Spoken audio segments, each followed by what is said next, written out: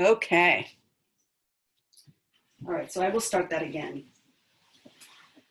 All right, welcome friends. You've been doing a lot of work with squaring.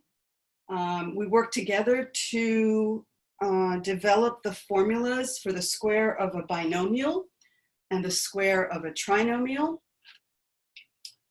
And today we're going to move on to some new lessons that are going to prepare us for tackling something called square root. You may have heard this term somewhere along the way. We're going to define it in a few lessons, but first I want to prepare you for what's coming. So we're going to start today with a new material that you have not seen before. You may have seen it on the shelf, but you haven't used it. And that is, it's called cubing material. And you see the tray over there. Naomi, do you guys have the cubing material out? We have it, yes. Okay. So the cubing material is actually quite lovely.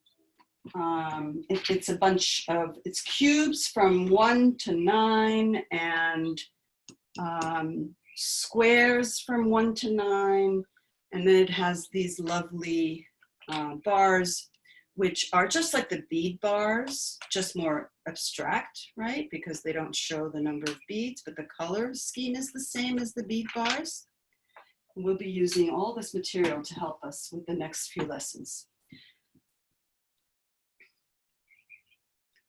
The title of today's lesson is Passage from One Square to a Successive Square. Passage from one square to a successive square.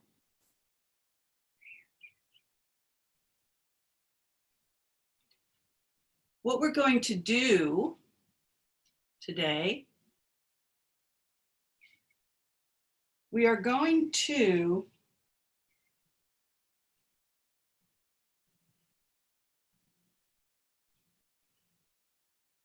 see how could we change this square right here, which is a 7 square, into an 8 square. In other words, what do we need to add to a 7 square to get to an 8 square? Okay, so what do we need to do to get from one to the other? Okay, so first let's just do a little bit of thinking. So let's say, so first of all, how much is 7 squared? We know 7 squared equals 49. All right, equals 49. And 8 squared, yes, equals 64. Very good. I see that some of you have memorized your perfect square numbers, which is really important to know those numbers at least up to 12 squared. Okay, I think that that will suffice for now. All right, so we're going to go from 49 square to 64 square. So we know, let's just subtract those two numbers and just see how much in terms of quantity we will need to add. Okay, so it looks like, if I did my math correctly, it looks like it's 15. Yeah, we need to add 15 total number of quantities, okay, in order to transform this to this. However, we are looking to make squares, right? So I can't just dump 15 beads on here and say I'm done. I'm going to build a square around my 7 square in order to make it into an 8 square. All right, so how do we do this? Well,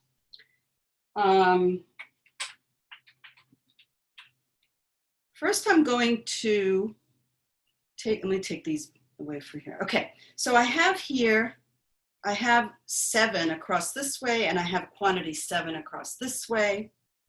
And if I put these together, let's look at this first. I see that I need to add a 7 bar right here to at least make the dimensions in this direction equal the 8 square. Okay? All right, so that side is done. Now, let me take a look at this. Okay, it's obvious that I also need a 7 bar right there. Okay, so now I'm almost there. I almost have a square. I almost have a perfect square. All I need to add is a 1 square. Okay, so you see right there that I have transformed my 7 square into an 8 square. All right, so let's see what we've done. Let's see what we've done. We have,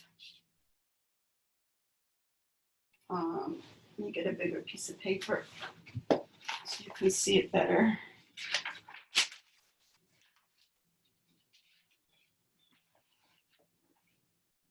I'm going to write this out on a paper, and then I'm going to show it to you on the screen, okay? So don't feel like you have to be able to read everything I'm writing. All right, so we started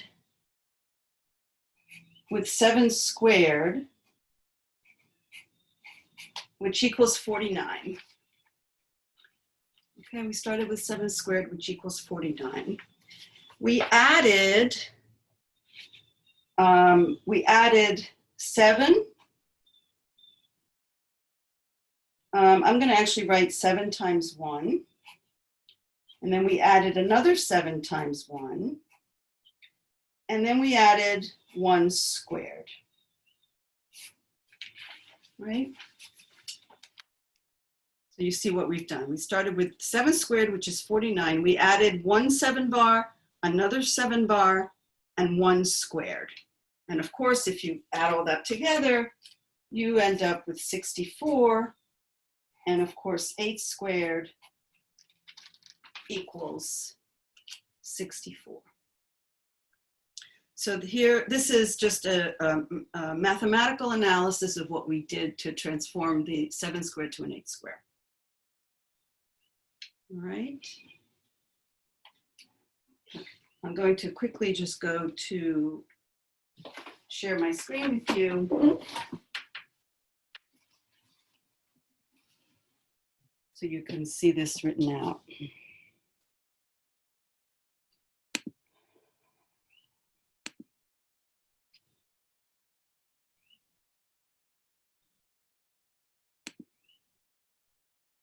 And here it is.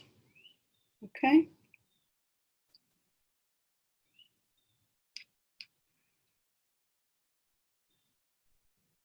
All right, it's written a little differently, but you see, you get the idea. Okay, as a follow-up, I would like you to copy this layout into your notebook, writing down all of the equations with the title and the date, of course. And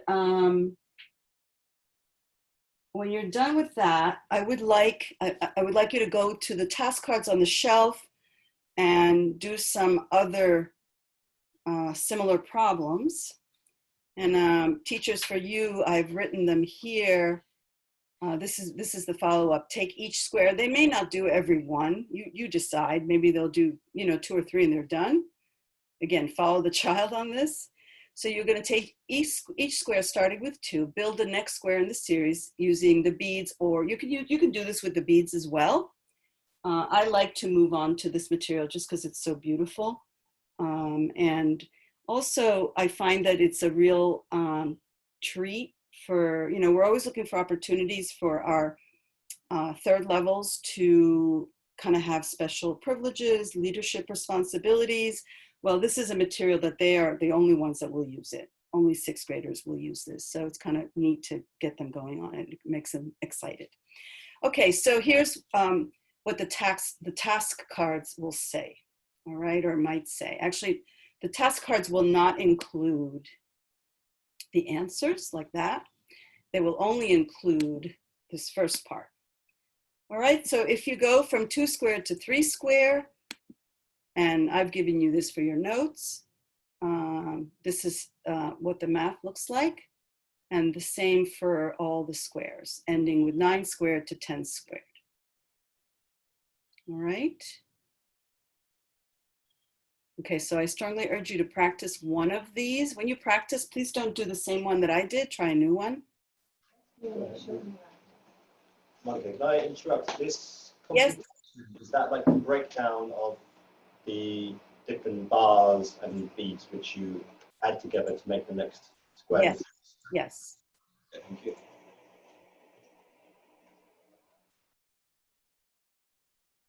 Okay. All right. So any other questions? Okay, you don't need to copy this. It's actually in this document that I shared with you on Google Classroom, all right? Okay. So next, we're going to move on to the next lesson, which is going from a square to a non-successive square.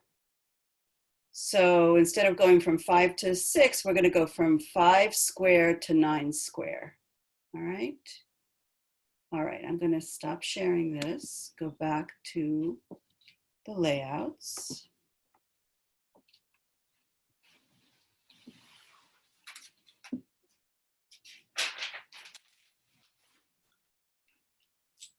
These away. By the way, these materials are so beautiful to touch. I just love them and they sound really cool. They're beautiful. Okay. All right, so we are going to now do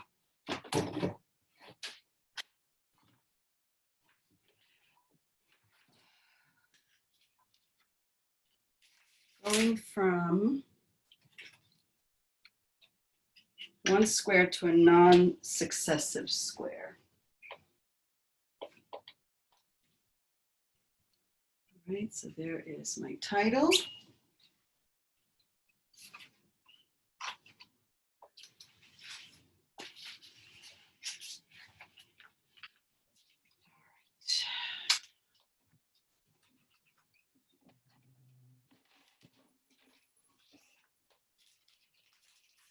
Just get my labels.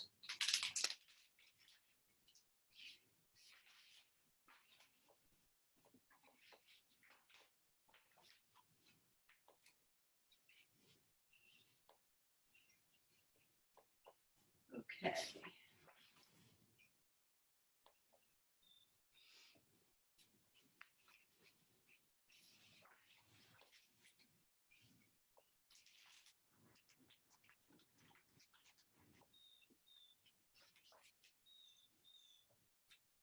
Okay. So today,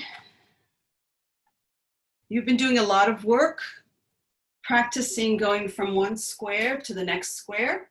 You've done really a good job with that, and you've written out all the mathematical equations. So today we're going to take a look at the same idea, but we're going to move from 1 square to a square that's not adjacent to it, okay? A square that's non-successive. In other words, we're going to skip. So in our case here, I'll just get my labels ready. In our case here, we're going to go from 5 squared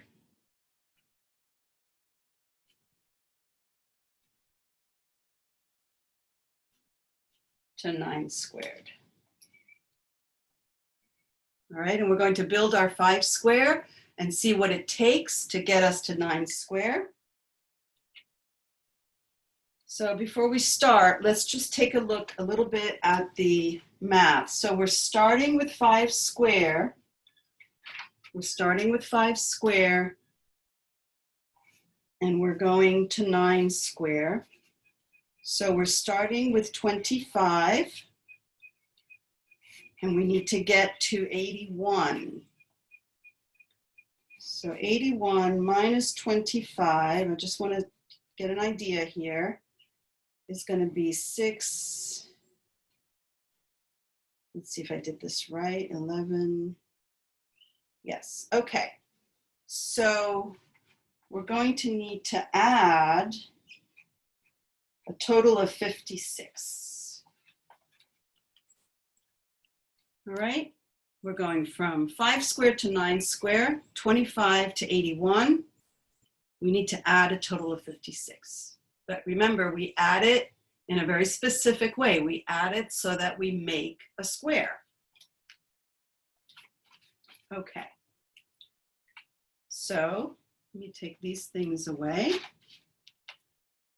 All right, so once again, I'm going to line up one side of my 5 square with one side of my 9 square. And I can see pretty readily that I need to add some 5 bars right here to fill out my square. So let's see, how many do you think I'm going to need? Of course, I'm going to need 4 because I'm going from 5 to 9. So I'm going to need 4 bars. Okay, I've taken care of that side. Now I need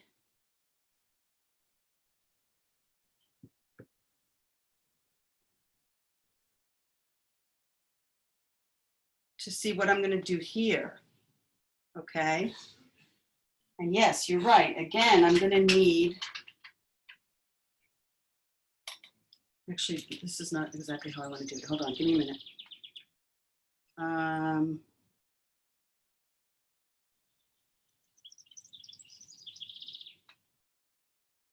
Yeah, that's fine. That'll work. Okay, so I'm going from 5 to 9. So again, I need, of course, 4 bars here. Okay, and what do I have left? I have a 4 by 4 square. So let me go ahead and get a 4 by 4 square. So whenever I can, I want to use a real square, all right? Whenever I can, I want to use a real square as opposed to a fake square. So let me show you, for those that don't have, hold on one sec, I want to show you what this looks like. That's not going to do it. Wouldn't you know it? My camera swivels every which way but the way I need it. All right, I don't really want to move the whole tripod right now. And I can't lift that material to show you. It's way too heavy, but I will show it to you at some point.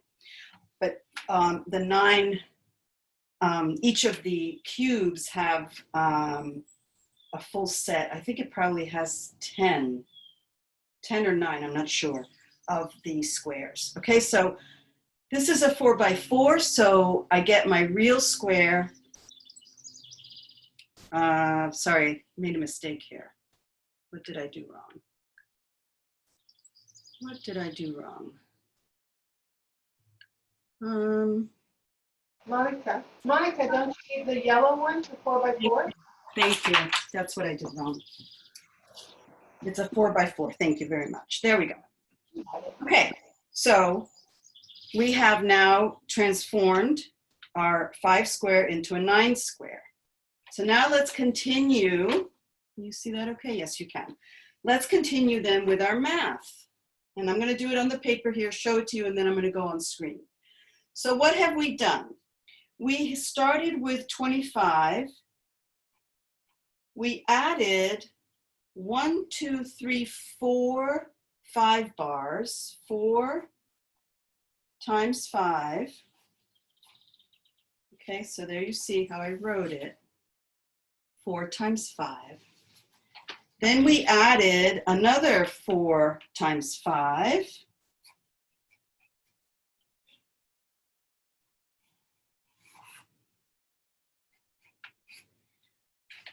And then we added a 4 squared. Okay, so you see it right there. So I start with 25. I added 4 5 bars for one dimension. I added 4 5 bars for another dimension, and then I added a 4 square. All right.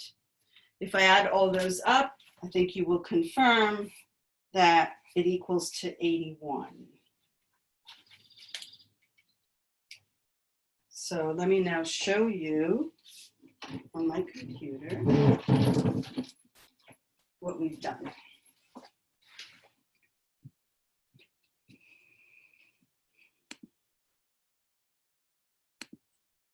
Okay. So here we are. Passage from one square to a non-successive square. Right, we had. Monica, I'm just going to what you wrote out, the computation. Say it again, I'm sorry. What you wrote out just now, like the steps. Do you mind just quickly going back to that for a minute? Of course, no problem.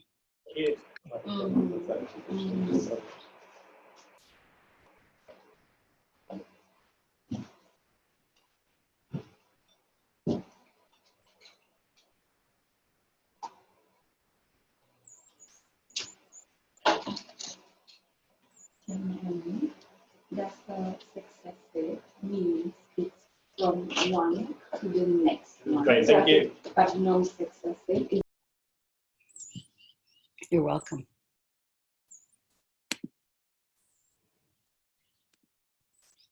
Okay.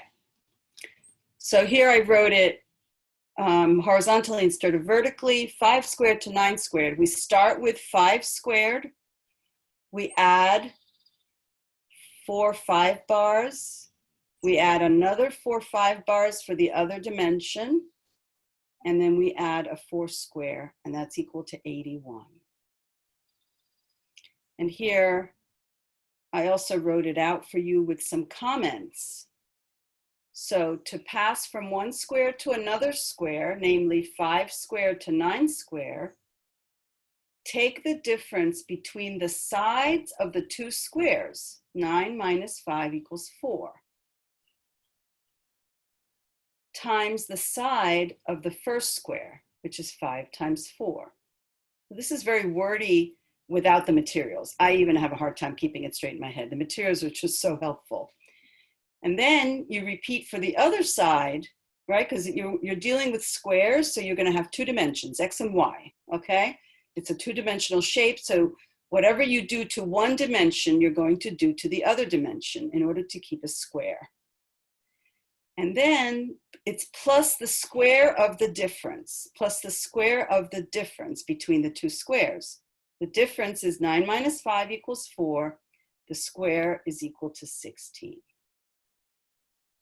All right, so that sort of walks you through some words around what we did.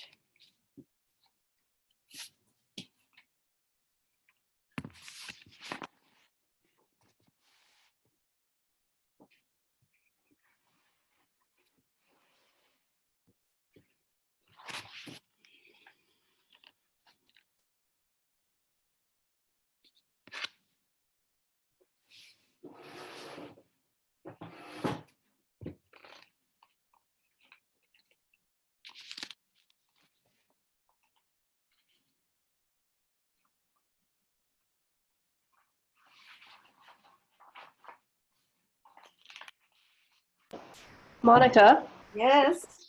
did you say that you want to show everyone the cubing material, but it's heavy? Because I can move the camera around here Oh, that would be awesome. Thank you, Naomi. if you would like for me to show it to them. Okay, fine, we'll do. Okay, so you guys let me know. Can I take this down, or, I mean, you have it. You don't need to be copying it right now. You have it in Google Classroom. So is it okay if I take it down? Thank you. I see one nodding head. I'm going for it. Okay.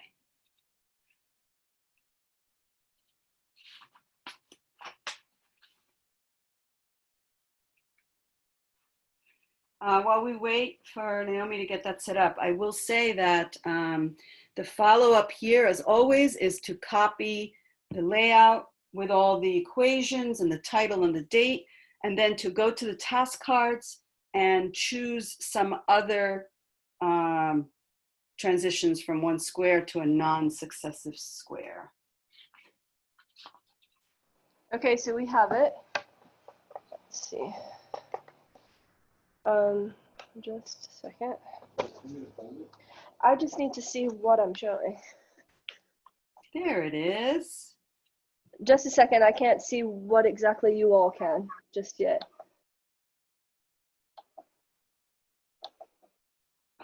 There we go. Okay, so here we go. So this is the cubing material. You can't appreciate the size of it. Maybe put your hand next to it so we can see the size of it. It's quite large, yeah. It's beautiful material.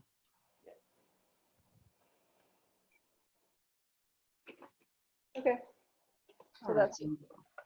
All right, guys, at this point, my camera up. Oh, that's not up enough.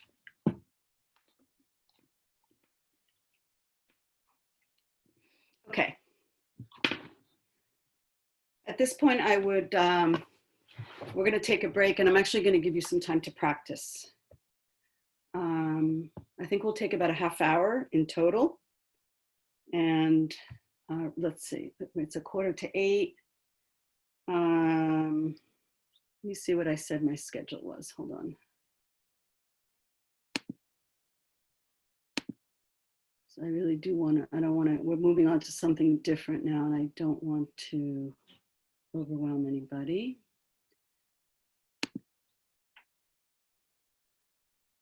Quarter to 8. It's a little early, but that's okay. By show of hands, who would like to take, here's the two choices.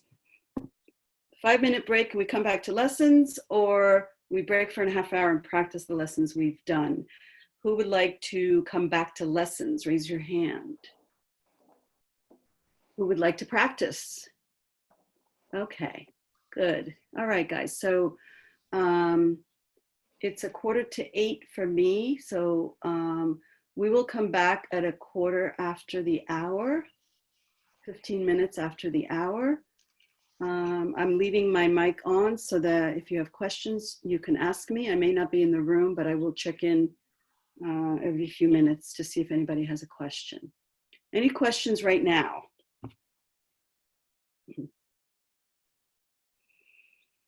Okay, good luck. I'll see Actually, you. I have a question. Yes, If we don't have the material, shall we just draw it? yes. Draw it on graph paper like we did yesterday. Okay. All right, good question. Thank you. And I have a question for you after this. Yes.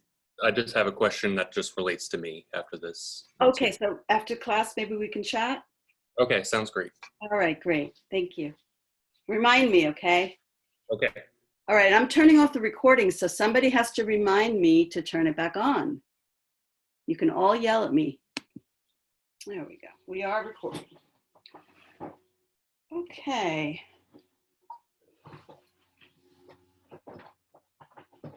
So, good morning, friends. We have, by the way, by the time you get to upper elementary, especially the sixth graders mostly do not want to be your friend. Okay, so that term that you might be used to using in lower elementary and maybe with your 4th graders becomes something that they roll their eyes. I learned that the hard way when I first started teaching middle school. I would call them friends and they'd be like rolling their eyes saying, no, I don't think so. So try to change that terminology. Okay. All right, guys, guys works well, at least in English. You'll have to find your own words in your language. Okay, guys, we are going to move on. You have done a lot of work looking at squares and, figuring out what you need to do to change one square to another square. Remember, this is all in preparation for square root, which we haven't talked about yet, but we will. So today, the name of our lesson is, let me read it first. It's a really, by the way, note to teachers, really lousy name, but I try to give the lessons the exact same title that is in the album so that you don't get confused. Okay. So let me just arrange myself here. So this says from the real square to the symbolic square with the pegboard. Okay, you'll see what that means in a minute. And let me show you. From the real square to the symbolic square with the pegboard.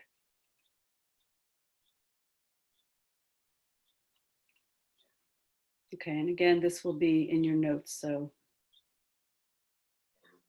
don't worry about the spelling or the words or anything. All right.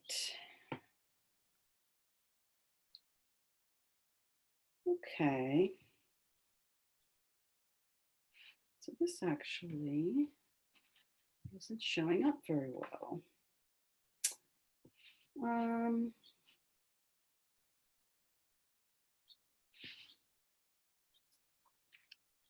Maybe I need to do this. Okay. So, guys, we are working with a new material, and it's called a pegboard.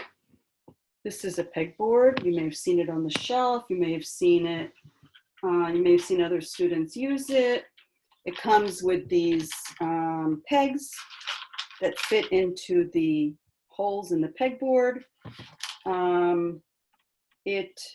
You notice that the beads are in the the pegs are in the hierarchical colors. So green represents units, as always. Tens represents 10. Blue represents 10. And red represents 100. Okay, so you're very familiar with the hierarchical colors. I don't need to say more about that. So I think we can go ahead and get started. So what I've done is I have counted out 14 pegs, and I lay them out in a horizontal row, starting from left to right. And then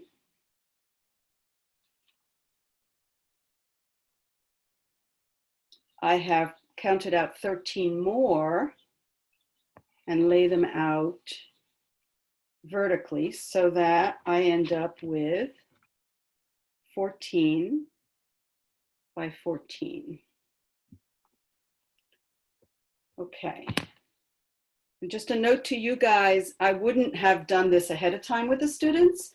I would have them help me pull out 14 pegs, help me put them down, pull out 13 pegs to put down vertically, and get them involved as soon as possible. All right, so we have made a row of 14 and a column of 14. Okay, our next job, guys, is to fill in the rest of this. As you see here, we have made a 14 by 14 square. So go ahead, I'm gonna leave it to you to do that. Let me know when you're done. It'll take them a good half hour to do that. If they're doing it together, maybe it'll be faster. I would recommend this lesson be done with 2 students. All right, and you'll notice I have 2 different sets of pegs here because I'm working with 2 different sets from different manufacturers. All right, so let me know when you're done, and then we'll continue with the lesson. Okay, great. Good job, guys. So you have made a beautiful 14 by 14 square. 14 by 14 square. So let's go ahead and just write that down. Then we have 14 squared. All right. 14 squared. Okay. And you see I've just written 14 squared. I'm just going to put it on the top here. Okay, so that was a lot of work, yeah? And you know, it's really kind of, you don't want to do that every day, right? You don't want to do that more than once. So I'm actually going to show you a way to make this square with the same value of 14 squared, but I'm going to make it much smaller so that it's easier to work with. Okay, so that's what we're going to do together. Now, I do want to point out that this 14 squared can be written as a binomial. So we could write 10 plus 4 squared. 10 plus 4 squared. Okay, so this is certainly something that's easy to do. Okay.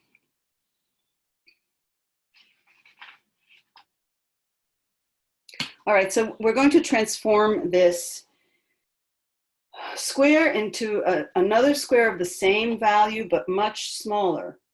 How are we going to do that? Well, we're going to do it as follows.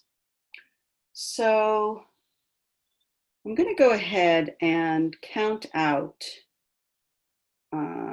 10 pegs here.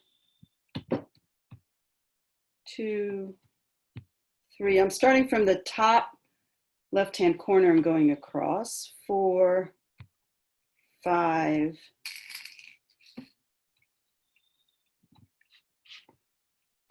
'These are hard. I'm using these pegs don't belong to this pegboard. Actually, the short ones do, so they get stuck. I feel like I'm doing upper body work here. Sorry about that. Okay, flying across the room, that's fine.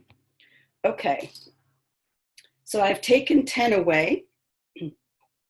I've taken 10 away, and I'm going to exchange these 10 and put them back in the bank, and I'm going to exchange it for a 10.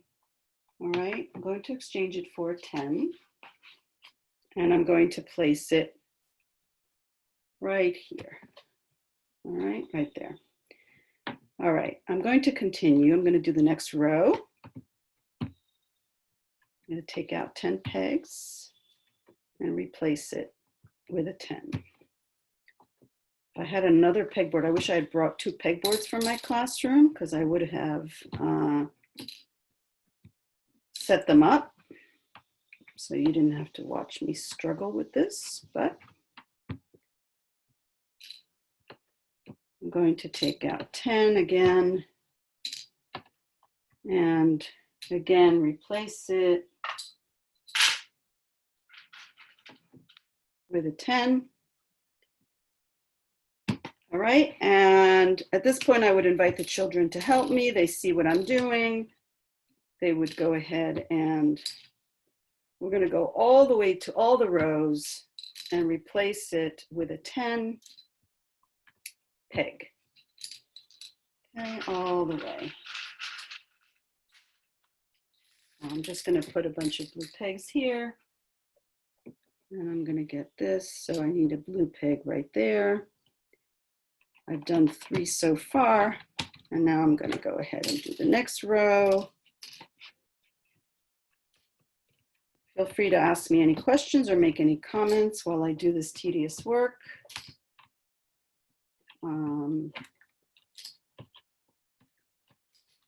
Okay, there's my other one. Feel free to go take a walk if you need one. Come back in a few minutes and I'll be done. Unfortunately, this is the only way to do it. We have to show you the whole process. So at this point, I would walk away again from the students. I would say, okay, guys, call me when you are done replacing all of those pegs, green pegs with blue pegs. They would be very happy to do that. And hopefully you won't lose them to the snack table or some other activity.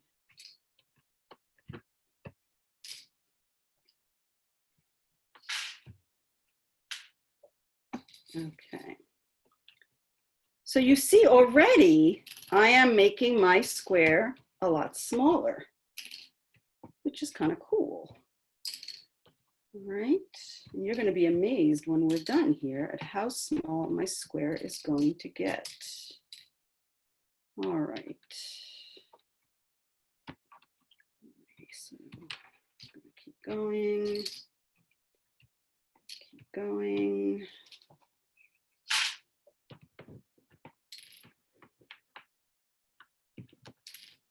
Okay.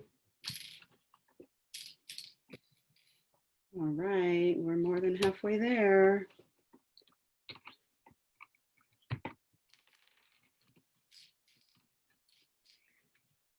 When you practice this, if you don't have materials, you can easily do this on a, what I suggest you do is you can either print out, like there's paper templates, graph templates that you can use that have dots on them, or just use regular graph paper and record step by step. Okay, so remember the first thing we did is we built a row of 14 across the top. The second step, so you would show it step by step. Okay, so your first graph will be just 14 across the top. The next step was 14 down. And the step after that was to fill in the square. And then, so you can just show it step by step. That's the best way to do it. All right. Monica, Yes. while our children were in quarantine, they made their own pegboard, and you can see it here, maybe. Oh my gosh, that's beautiful. Is that, what kind of All it is it's just cardboard, and they Oh. put holes in it, and they bought pens and created their own because they were interested in continuing the binomial and trinomial work. Oh, And that is beautiful. Thank you for sharing. That is so cool. You know, I'm working with, I'm doing some consulting with a school in Manhattan that is trying to figure out how to do upper elementary remotely, actually lower elementary as well. So I've been helping them come up with ideas of how to have the kids build materials. So I'm definitely going to pass that idea on. Thank you very much. We figured out how to do the stamp game. The kids make the stamp game, and a whole bunch of other materials. We have to get very creative these days, because even though in this country, everybody's saying, all our illustrious leaders are saying schools will open in the fall, schools will open in the fall. I don't think that's really going to happen, because numbers, as I'm sure you've read, are horrendous in this country. Florida's a mess, Carl. I hope you're hiding out in your house, staying safe. And all you guys that are in Florida. Okay, so there we go. We have replaced all those units with 10s. All right, great. Now, what I want to do is, okay, let me just make sure I want to do this the right way. I'm doing this backwards, so it's for your benefit. All right, now I am going to, hold on.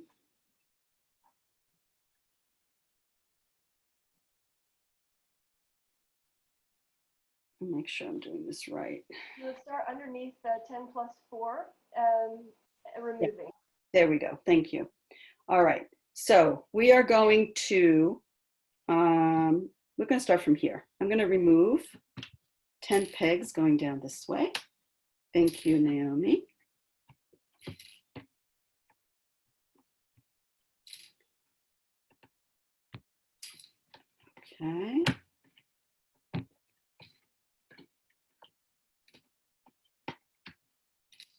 I bet you that your kids' pegboards work better than mine. That is so exciting, Naomi. Good thinking. Okay, so I've taken 10 away, and I'm going to now replace it with another 10. And I'm going to keep going. So again, guys, I'm going to go over there and work with some other students. Please let me know when you're done, and we will continue. So we replace another 10.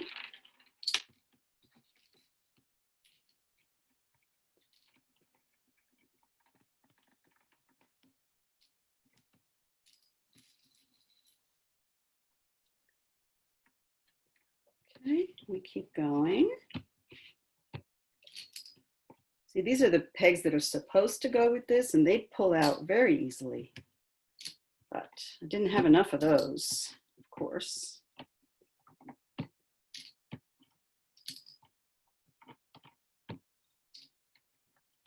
All right.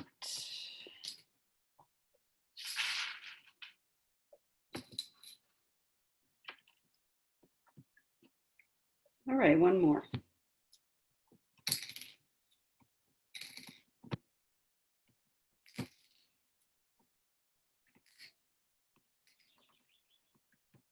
Okay.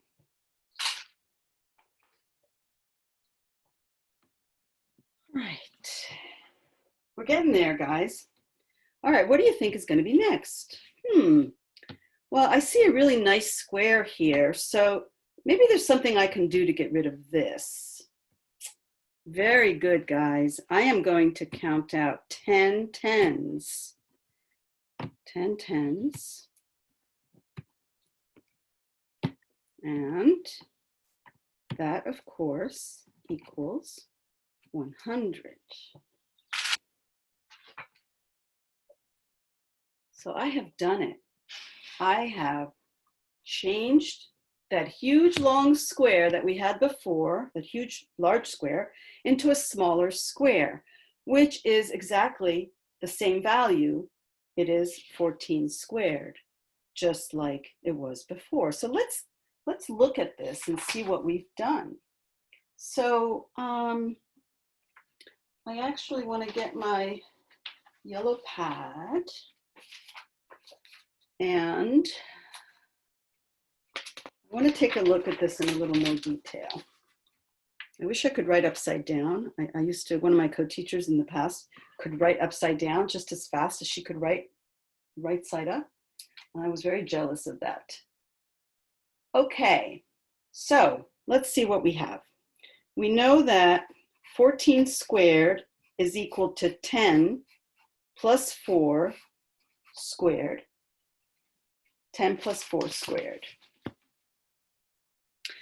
Well, guys, that is the square of a binomial. And what did we learn about the square of a binomial? We know that a plus b squared equals equals a squared plus 2ab plus b squared. Remember that?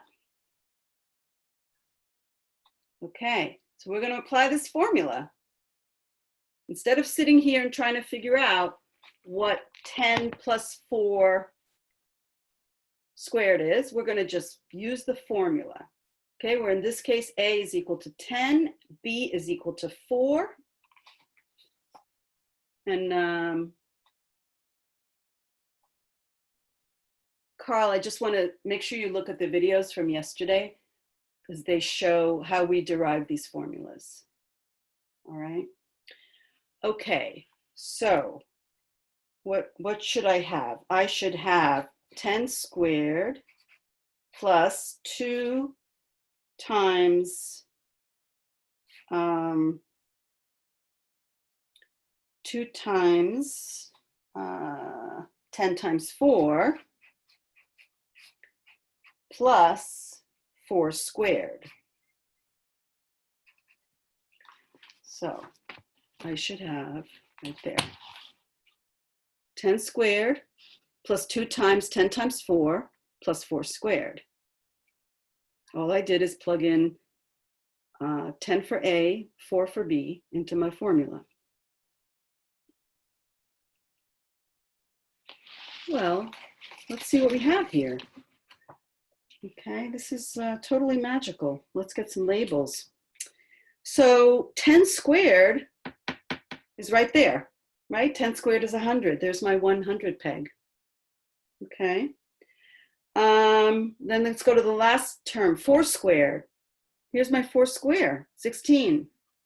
And then my 2 rectangles, 2 times 10 times 4. Here's 10 times 1, 2, 3, 4. And 10 times 1, 2, 3, 4. So those are my 2 rectangles, just like we saw in the lessons yesterday. 2 equal rectangles and 2 perfect squares. That makes a binomial. Remember, we talked about that yesterday. A binomial has 2 perfect squares and 2 equal rectangles. A trinomial, as we saw yesterday, has 3 perfect squares and 3 sets of equivalent rectangles. So little light bulbs should be going off in your heads if you remember the work that you did. All right, so all our terms are here. I'm going to go ahead and try to label these. Here's my 4 squared. Let me get a skinny label for the 10 times 10 times 4. This should be times, not. Okay, 10 times 4. So I have 1 rectangle of 10 times 4 right there. And I have another rectangle of 10 times 4 right here. Oops, doesn't want to stay on, so, okay, I'm not going to fight with it.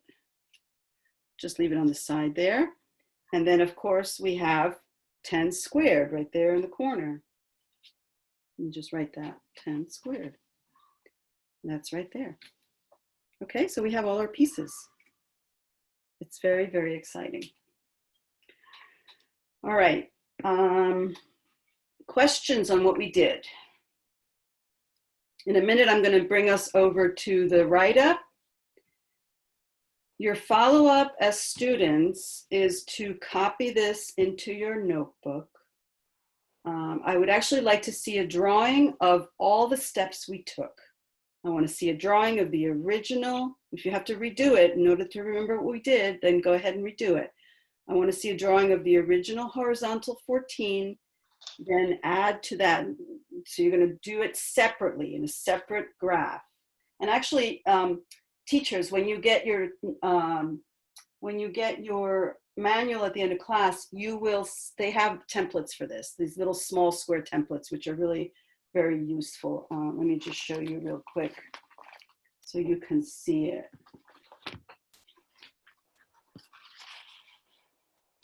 Okay, we have these kind of cool little templates right there where you can draw, and you can give these to the children.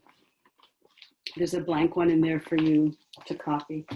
All right, so they don't have to be very fancy drawings, but I do want to see every step, all the progressions, all the numbers, and I have some practice problems for you to do in the task cards. Okay, any questions before I move I move to sharing my screen? I see the formula on the bottom of the page one more time, please. Of course. Thank you very much. A plus B quantity squared equals A squared plus 2AB plus B squared. I always tell my students, guys, remember this formula. You're going to see it a lot. You're going to become very intimate with this formula. Thank you. You're welcome. All right, let me go ahead and switch to, let's see if I can do this. Okay, I'm going to switch to sharing my screen so we can take a look at some of the follow-up exercises. All right, let me move to here. Okay.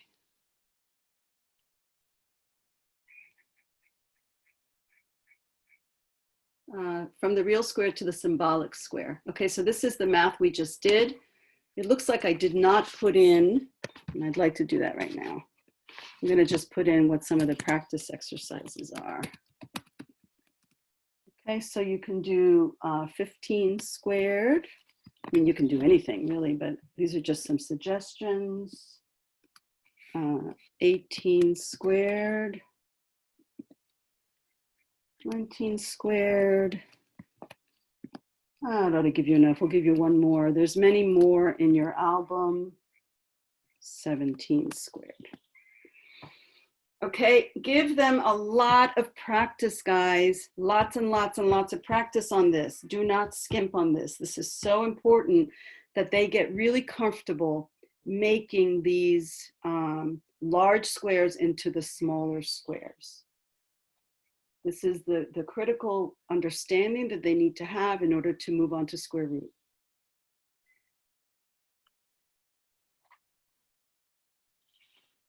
Questions?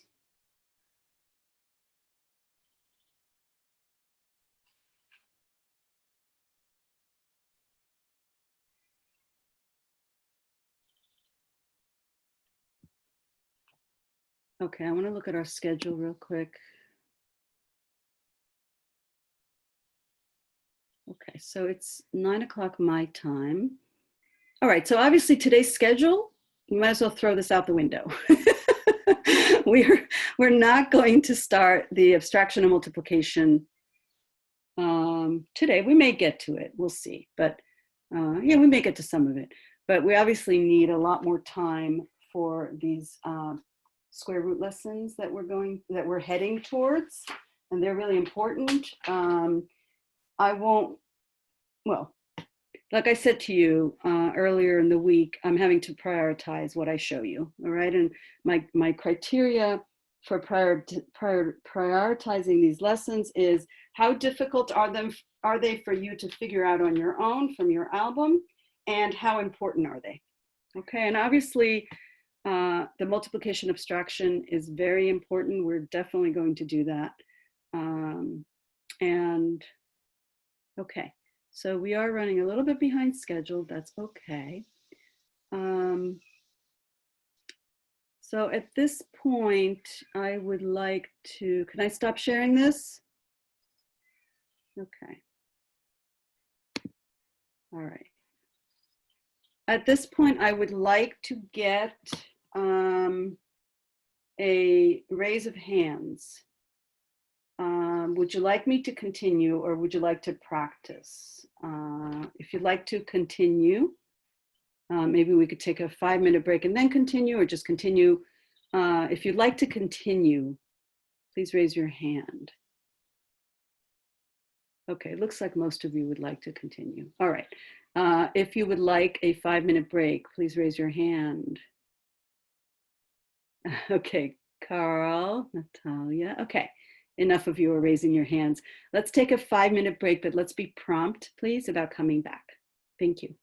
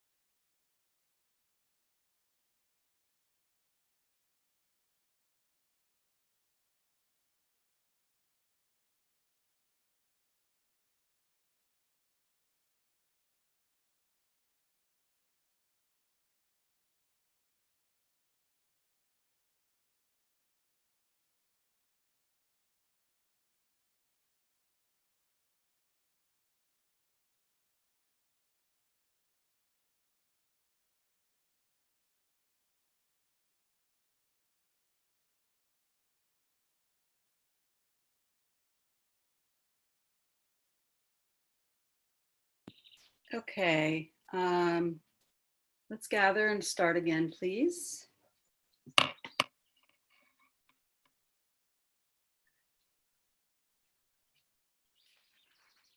Any questions come up during your break that we need to talk about?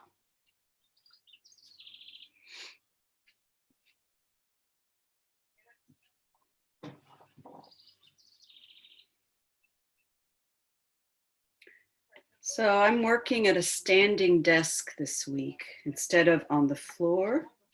One of the perks of doing this remotely, one of the few perks, I think. And it's wonderful. I have found that it's wonderful to have a standing desk or two in your classroom, or you can make, it could be a shelf that's at the right height that's left, the top surface is left open, particularly with those children that squirm and can't sit still, all your ADD kids. If you watch your kids, notice if they're sitting, they can't do anything. They can't focus. If they're able to move, then they can focus a lot better. So I like to offer my students standing opportunities when they work. So if I have a standing desk and I have a child that really just can't sit on the floor. Also, when you get to middle school, middle schoolers, their bodies have just gotten so big, they don't really know how to handle them yet. They're clumsy. They hate sitting on the floor. They hate it. They can lie down on the floor. They can roll around and they can, do all that stuff. But to sit on the floor is very difficult for them. They're just not used to their long limbs yet. So keep that in mind as you design your classrooms. And actually, it's also wonderful, for me anyway, to not sit. I stand pretty much all day. It's wonderful. All right. Okay, so we're going to move on to, we're going to basically be doing the same thing we did before, but we're going to be skipping the steps of putting the large square out. We're going to abstractly build the small square with the use of the binomial square formula. All right. So this is when I like to introduce the stamp game, which of course is a material that your children are very, very familiar with. Monica, Yes, are you recording? thank you. What would I do without you? Oh, you are recording. Oh, I never stopped it. Oh, I never stopped it. Okay, I'll edit that out. I'll clip out the long pause. It's only 5 minutes, but I'll clip it out. Okay. So, all right, guys, we're going to move on. You've done a great job building those huge squares. I know they're painful. Some of you opted to do it on paper instead of with the pegboard, which is fine. I have no problem with that, as long as you show me that you understand what's happening. Because I know this pegboard, I happen to find it very cumbersome to work with, which is why with the next lesson, I'm going to show you both with the pegboard and the stamp game. I know that you're going to roll your eyes at the stamp game because this is very definitely a lower elementary material that you haven't seen in a few years or maybe saw last year. And I know you don't like to use materials that you've used before. However, we're going to be using the stamp game to build these perfect square binomials, not to learn our operations. Okay, so keep that in mind. Keep an open mind. All Quick right. question. Monica. Yes. Digging through everything, the only thing I could find pegboard wise was a bead board. Is there a specific material that would have all the individual beads I would need for these pegboard exercises? Like, should I use the test tube division beads or? Yeah, yeah, you could use that. I think that will work. I think that will work. You'll just have to make sure that you're not giving them problems that are too large, Okay. that go beyond the materials. Yeah, they seem to have as many spots as the pegboards have. They're Yeah, just absolutely, absolutely. Okay. No problem. What I would do is maybe cover, I know the beadboard doesn't have something on top, some color and number. Do they have? I Right don't- now, it doesn't have a margin on. Oh, okay, good. Then you're good. Yeah, that's no problem. Okay, Thank you. you're welcome. All right. Today's lesson is simply called Squaring Binomials. Actually, in the album, it's called Squaring Binomials with the Pegboard. All right, we're going to be doing it both with the pegboard and the stamp game. And then this will be the last time that we use the pegboard for this. We will move swiftly to the stamp game. Squaring binomials.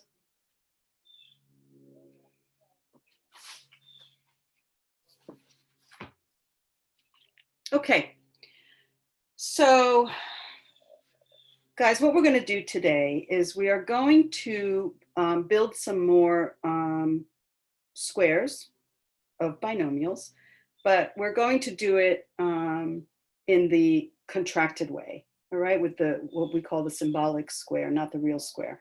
I'm sure you're very tired of laying out those large squares. So I think we have enough understanding now how to go from the large square to the smaller square that has the same value. So we're just going to go right to the smaller square. Okay, so the problem that we are going to work on today is 23 squared.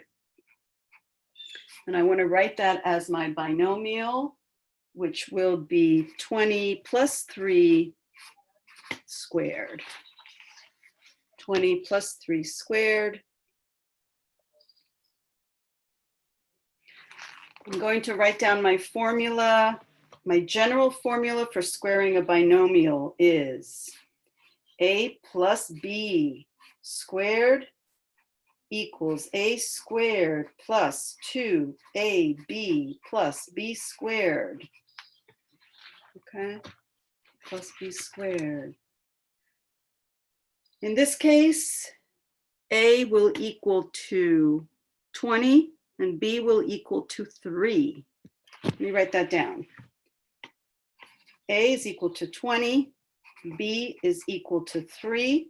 So I'm going to go ahead and write 20 plus 3 squared, I'll show you this in a minute, equals a squared, 20 squared, plus 2 times 20 times 3, plus 3 squared.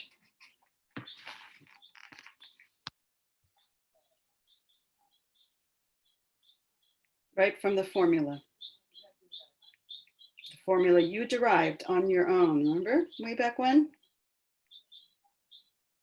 If you don't remember how we got to that formula, I strongly encourage you to go back to those materials and just quickly remind yourself. All right, quickly remind yourself.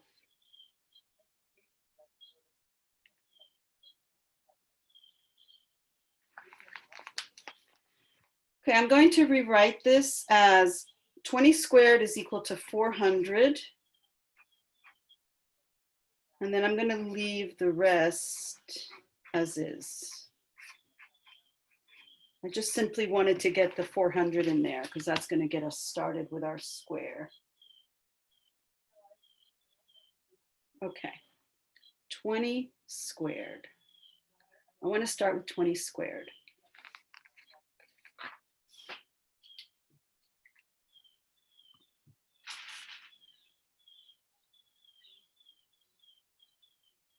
Okay, so 20 squared is 400s. So here I have my 400s.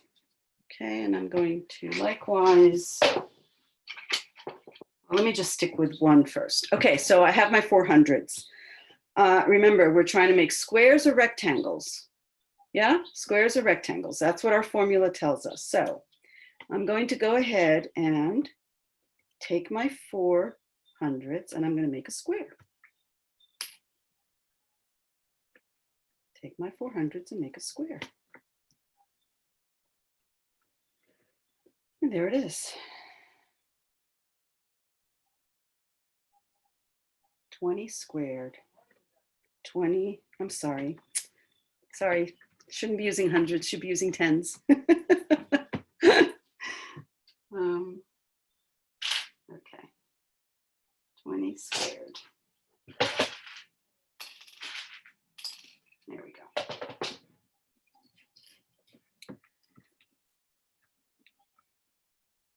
No, I was right. I'm sorry.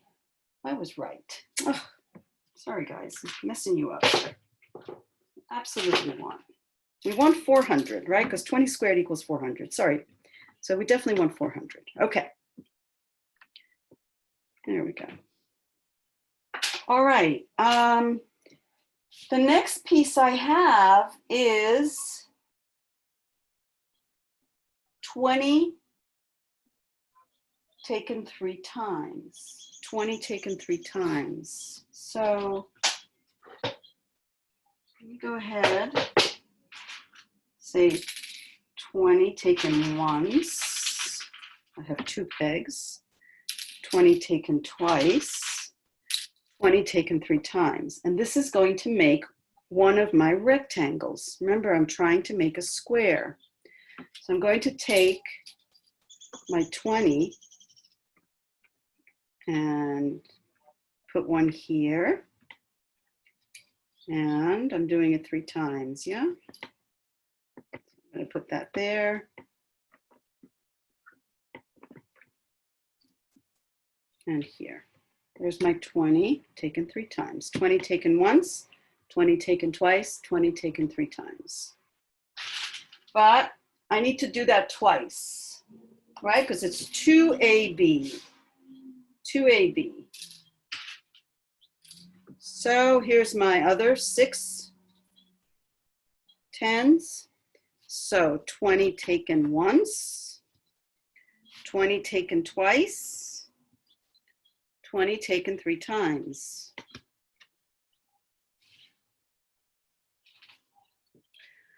All right, so it's starting to look pretty good, like a square. It's getting there. What's left? Well, what's left is 3 squared. All right, I want to show you again what we're doing. Don't forget. So we took our 20 squared, and we made that with the hundredths. Then we took our 20 times 3, and we made one rectangle, and then we multiplied that by 2 to make our other rectangle. And what's left is 3 squared. And magically, what's left here is 3 squared. So 3 squared is 9, so I'm going to get my 1, 2, 3, 4, 5, 6, 7. I've got my 9 pegs, and I'm going to complete my square.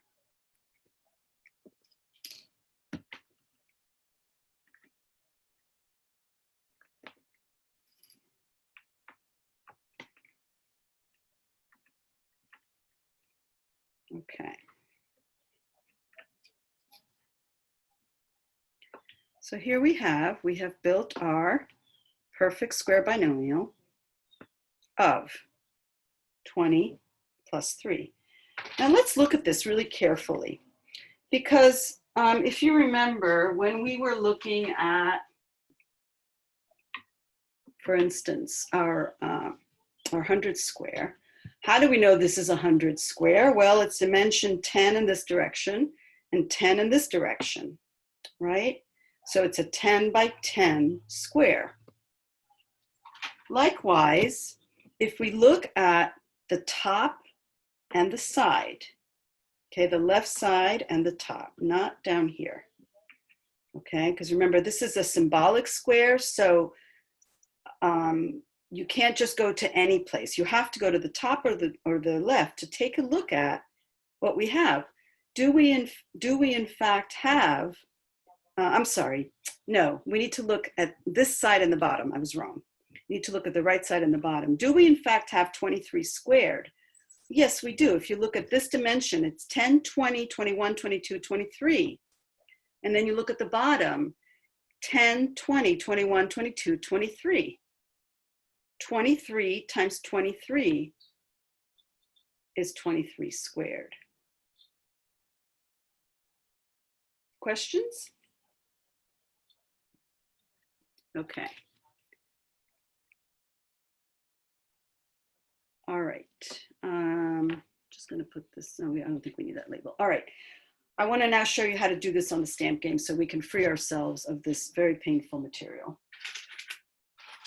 So I'm going to get, again, my 4 hundredths. I'm going to make a square. The beauty of the stamp game is that the tiles, the stamps are square, so it's easy to make squares. And then I'm going to build my 2x3 rectangle on the side with 10s, right? Because it's 20 times 3, 20 times 1, 20 times 2, 20 times 3. And now I'm going to build my other rectangle down here, which is equivalent, 20 times 3. Remember, we're taking 2AB, 10, 20, I'm sorry, 20, 40, 60. And finally, I'm going to take my 3 square to complete my square of the binomial. 2, 4, 6, 8, 9. 3 squared equals 9. We're going to fill in our nice square here. And voila. We have our beautiful symbolic square of 2023. Okay, a lot easier than laying out 23 units one way, 23 units the other way, and then filling it in. We're done with that. Okay, we're totally done with that. We now know how to create the symbolic square. All right. All right. As a follow-up, you guys need to draw these layouts, just one of them, right? Do it on graph paper. This works really well. Go ahead and write all your equations, starting with 23 squared. This would be the first line of your equations. I'll show you the rest online when I share my screen. Any questions? All right. Are we ready for me to go share my screen with you?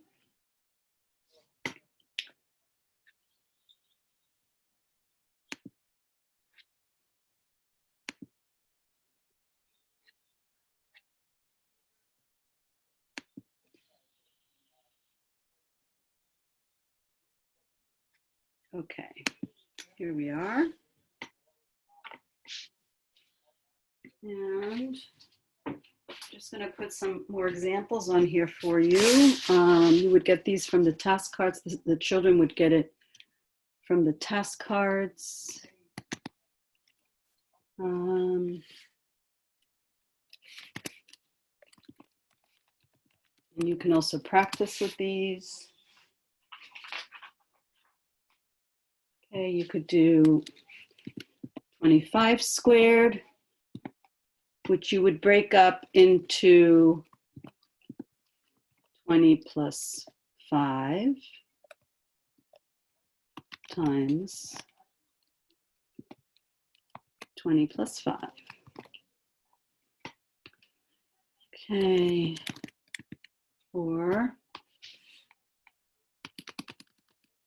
we could do 21 squared.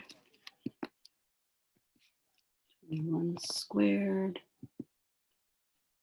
Okay, we could do just about anything. 24 squared.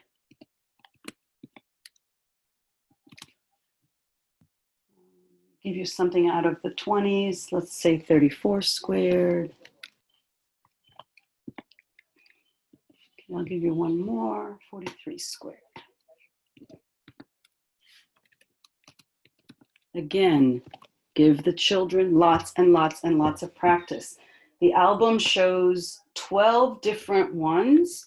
I wouldn't hesitate to have them do all 12. They've got to get really, really comfortable making these squares in order to move on.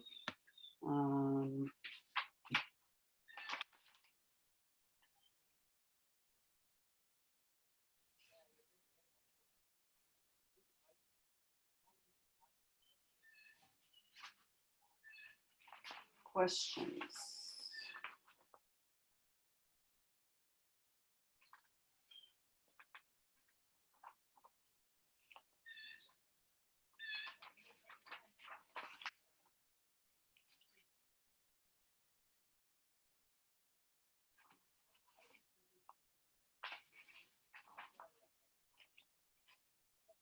All right, I have one more presentation to do in this series before we move on to introducing square root. So this was all in preparation for square root. And I have one more piece to do with you. All right, I'm going to leave this layout. Can I unshare this? All right. Actually look at our schedule. Let me go back. I want to see when I promised to do what.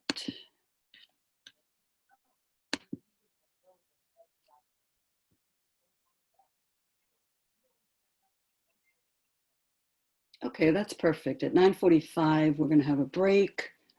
That gives me enough time to finish this. And then I'll give you a 15-minute break. And actually, we'll check in then if you want to stop and practice at that point. All right. All right. We'll see. Okay. We're doing good.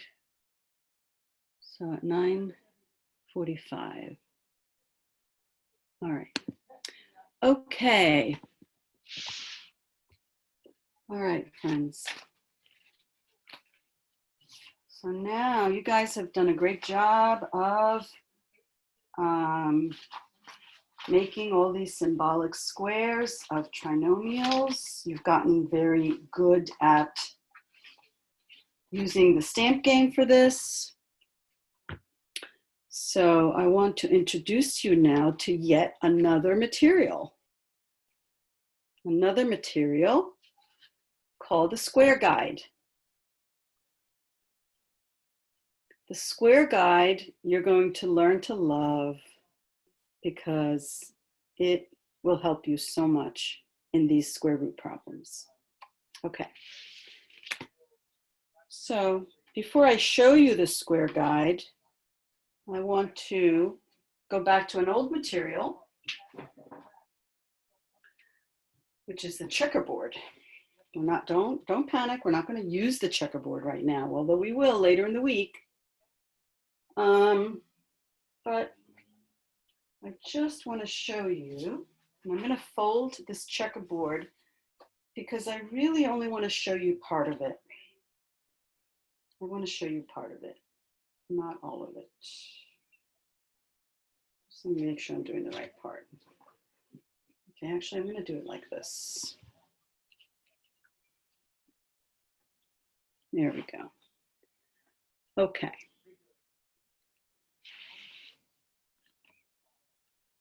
All right, let's just do a little review of the checkerboard real quick. I particularly want to look at place value.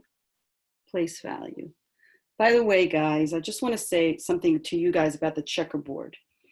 I don't know if in your lower elementary training you made a checkerboard or not, but you should definitely make a checkerboard out of construction paper. You can laminate them if you want. Green, blue, and red construction paper, you would cut out, measure them from here, cut out, figure out how many greens you need, how many reds you need, and how many blues you need. Have your students do that so that they all have their own checkerboard. You give them an envelope, and that's all you need is these squares. And then if you're doing a problem that has, you know, a 2-digit multiplier and a 2-digit multiplicand, well, you know the answer, you know, 10 times 10 is 100. That's going to be the highest. So you only lay out 6 squares. All right, so the children just go lay out 6 squares and they're ready to go. It's really a beautiful thing to have. I have them make a little pocket in the inside, you know, inside cover of their math notebook so that they have a little bag or envelope with the checkerboard in there. All right, it's a really fun thing to do. That should be a lower elementary lesson. If your children didn't do it in lower elementary, please make sure you do it in upper elementary. It doesn't take long, and they'll be happy to have it because they will make extensive use of the checkerboard in order to get to abstraction on multiplication. The other thing I'll say is that the hard checkerboards, and I don't know whether you've experienced this, the beads roll, and it's very, very difficult because if they roll from one square to another square, you lose the place value.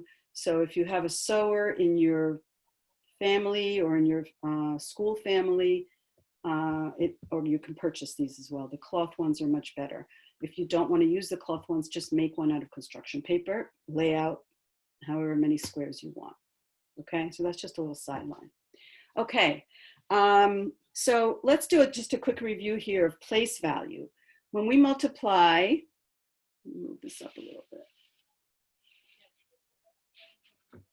Can't see what you're seeing. Okay. When we multiply units times units, you can't really see the one there, but they're there. When you multiply units times units, you get units. When you multiply tens times units, you get tens. When you multiply hundreds by units, you get hundreds. When you multiply 1,000 by units, you get thousands, and so on. When you multiply units by tens, you get tens. When you multiply 10 by tens, you get 100. When you multiply 100 by tens, you get 1,000. When you multiply 1,000 by 10, you get 10,000. Okay, quick review of place value on checkerboard. All right, so now I'm going to introduce the square guide. And here it is. This is what the square guide looks like. It's just a little paper thing. Teachers, you can buy it for $5. There's templates out there, and then you can just laminate them. All right. So if we look at this, I'm going to put it, let me just fold this up a little bit and go that way. Okay, if I put this right next to here, you can see that this square guide is really these 4 squares of the checkerboard. So let's see. This is units times units. This is units times 10, and it'll say on there, it'll say U times T, U times T. Units times tens. All right, and then up here we have unit or 10 times unit, 10 times unit, which is right there. And you see it says 10 times unit. Okay, if you don't have this material, get it or make it. It's very, very important. Or have the kids make it. Okay, and then finally we have 10 times 10, which is 100. So this represents the bottom 4 squares of the checkerboard, the first 4 place values. It represents a 2 by 2 binomial, a 2 by 2 square. Any questions? So now we can put the checkerboard away. And now let's compare the layout from the previous work where we were doing 23 squared or 20 plus 3 squared. And look how beautifully this matches my square guide. Here are my 10 by 10s, which are hundreds, which is why it's red. Here is my first rectangle of 10 by units, which is blue because it's tens. Here's my second rectangle, which is units by tens, which again is blue. And here is my perfect square of units times units is units. So it's called a square guide because it will guide you in making your squares when you're building the square of a binomial. All right, just having this visual, the visual of this guide, you'll have it next to you every time you do this so that you can always be reminded that you first start building from the highest place value, you build your square, your perfect square, then you build your two rectangles, and then you build your second perfect square. Remember, binomials squared have two perfect squares and two equal rectangles, and here they are. And some people ask, why do they make this so big? You know, whereas in the checkerboard, all the squares are the same size. Well, you see why right here, because it's meant for this work. So our one square is actually our unit square. It's actually the largest one. All right, so it makes perfect sense. All right, I'm done talking to you as children for a moment. I want to show you some things which I would not show the children right now. I want to show it to you because all the work that we're doing with the square of a binomial, what comes after that is the square of a trinomial. All right, I'm not going to do that right away because we already did the square of the trinomial with the other materials yesterday, and we derived all the formulas. The album basically does the same thing again, but with the pegboard or the stamp game using the square guide. So the square guide actually has more than those pieces. The square guide has, oh, by the way, I should have put this on here. They do have a unit by unit, which is a separate piece that you can put on there. Okay. It actually has 3 pieces. So here is my trinomial guide, trinomial square guide.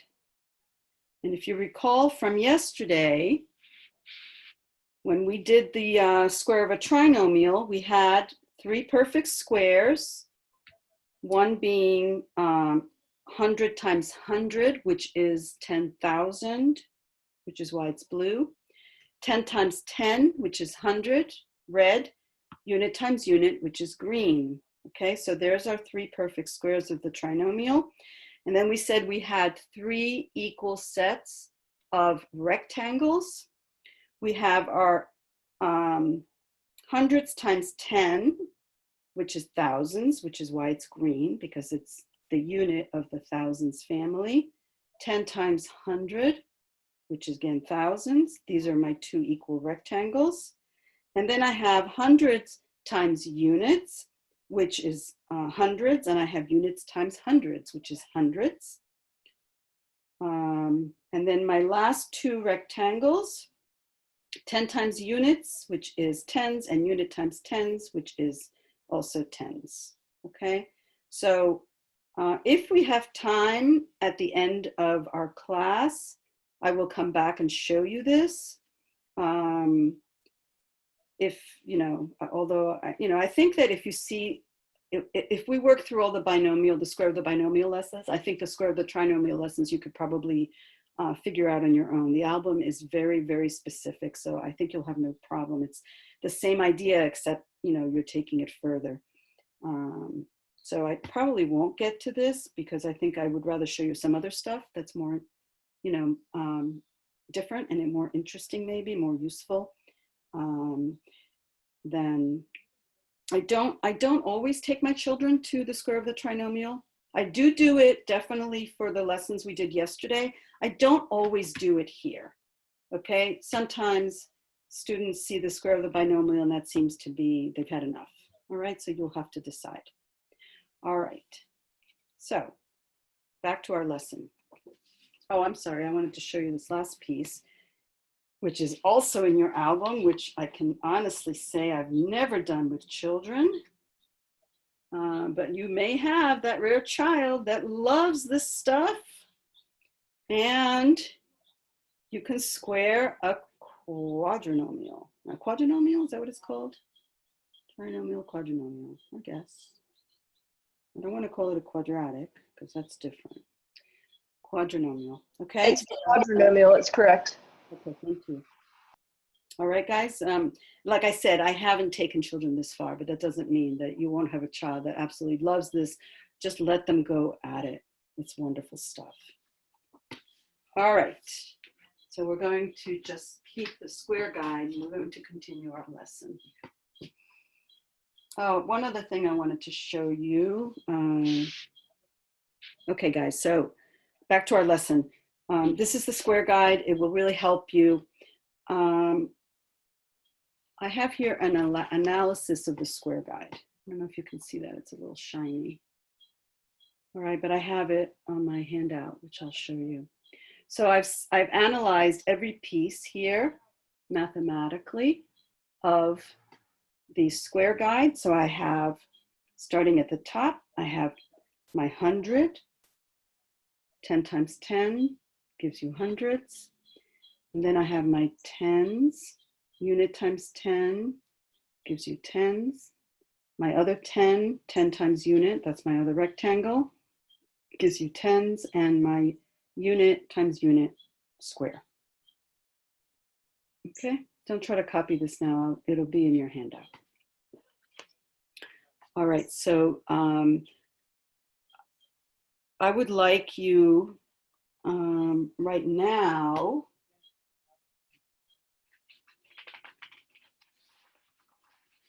hold on one second, let me see where I am.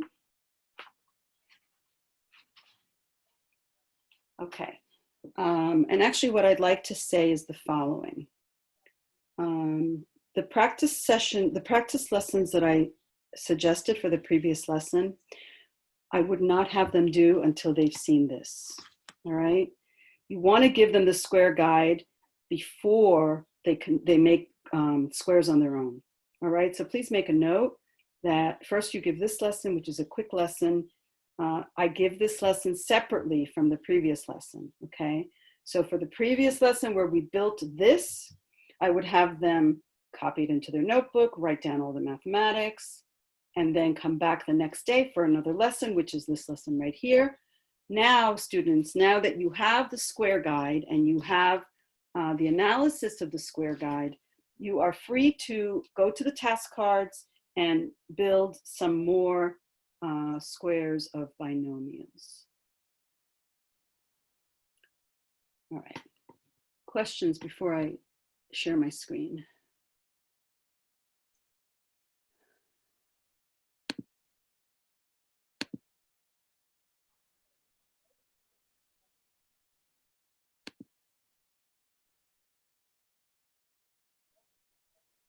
Okay, square binomial with the square guide.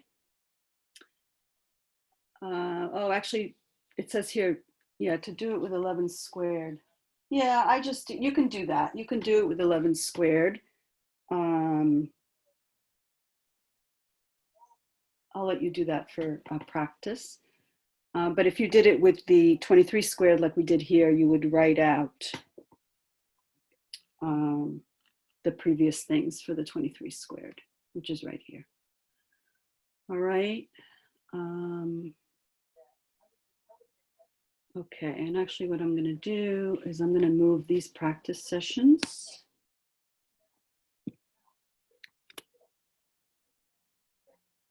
to the end of here.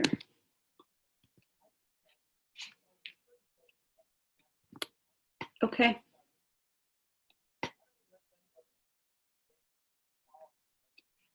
All right. Questions?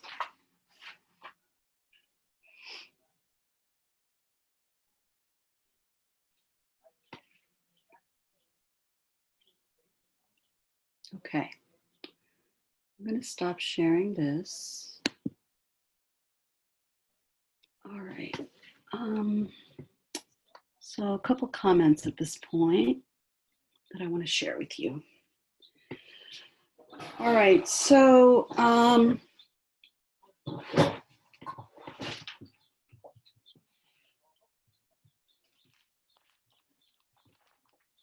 when I look at my album, there are a few lessons here that I'm not going to show you, again, in the interest of time, because we've already seen it. So the next lesson after they practice building all these squares, the next lesson is to again do the algebraic binomial. We did it last time with either beads, I don't remember. I guess we used the cubing material when we were building the squares with the cubing material, and we derived the formula for the square of a binomial. They do it again here. They do it exactly the same way. They take 23 squared again, they rebuild it using the pegboard, and they substitute A for 20 and B for 3, and they do all the mathematics of the algebraic representation of the square of a binomial, which again is exactly what we did yesterday. All right, it's just this time we're doing it with the pegboard.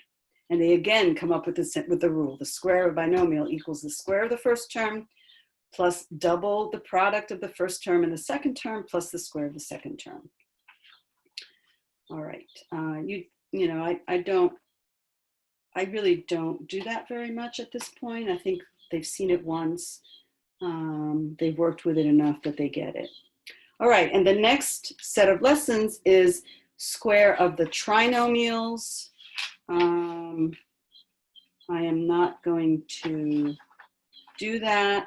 I think what I'll do for you though, and I'm going to make myself a note so I remember, I'm going to post some pictures for you of the square of the trinomial with the stamp game, so you can look at it and you have some good pictures for your album. All right, I think that will be very helpful. So I will do that. It's pretty much the same as what we did with the 10 square. When we broke the 10 square with the rubber bands, we broke it up into trinomials and we did the analysis. It's the same thing, except now you're doing it with the stamps. Okay, I will send you these pictures. They're beautiful. And after we come back from break, we actually start our square root introduction, where we will introduce the radical sign, we'll introduce the idea of a radicand, and we'll start showing them the process of square root. All right. It's time for a break. So again, let me now ask you, we're due for a 15-minute break. Raise your hand if you'd like to come back to more lessons or if you'd like to practice. So let's raise your hand if you'd like to practice after your break. Okay, I see a few hands. Oh, I see a hand. I don't see the person in Prague, but I see a hand. Okay, raise your hand. Oh, what have we got in Prague? All I see is a camera moving. How many people are raising their hands in Prague? Only, all right, two. Okay. All right, raise your hand if you want. What did I ask for? Practice. Raise your hand if you want to continue with the lessons. All right, looks like. So now we have only one, so there are a few people here who are indifferent. Okay, if you're indifferent, then you get to go with the other majority. That's the cost of being indifferent. You can't be indifferent in this life. Okay. All right, so we will come back and do more lessons. We will come back. It is 9:50 here. We'll come back at 5 minutes after the hour. 5 minutes after the hour. Thank you.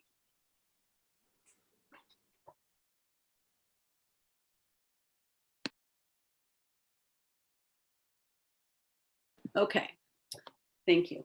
So I mentor some teachers from some other training centers that I teach at. And I had recently a teacher new to Montessori, and she had one of the instructors in this particular training center told her students, this was a lower elementary training, that you must never have your album in front of you, in front of children. So my mentee was making herself totally insane, memorizing all the lessons, because this teacher told her, you can't, you know, it looks like you don't know what you're doing if you have your album. And when I observed her doing this, and I saw how she told me the hours that she was spending memorizing these lessons, I told her, no, that information is totally wrong. There is nothing wrong with you having your album in front of you with the children. You can take one page out of the album and just have one page. You can make quick notes and have, you know, if you don't want to have the whole album. I have no problem taking my album, plopping it down next to me, and following it step by step in front of the children. There's nothing wrong with the children seeing that you, as an adult, also need help, that you are using the resources that are available to you. You are not a machine that knows everything, okay? So I just wanted to mention that. Please don't be afraid to have your album in front of you, especially these lessons that you know, you may not give them every year. You may give them some of these, you know, like the cube of a trinomial. You may give that lesson once every 4 years, right? The square root, probably you'll give every year, but you know, just have your album in front of you. Don't worry about it. Okay. All right, guys, we're gonna move on to my next lesson.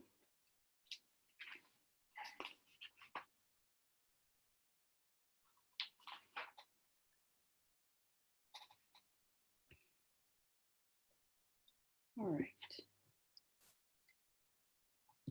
I almost wrote on this thinking it was a pad. That wouldn't have been good. All right, so introduction to square root.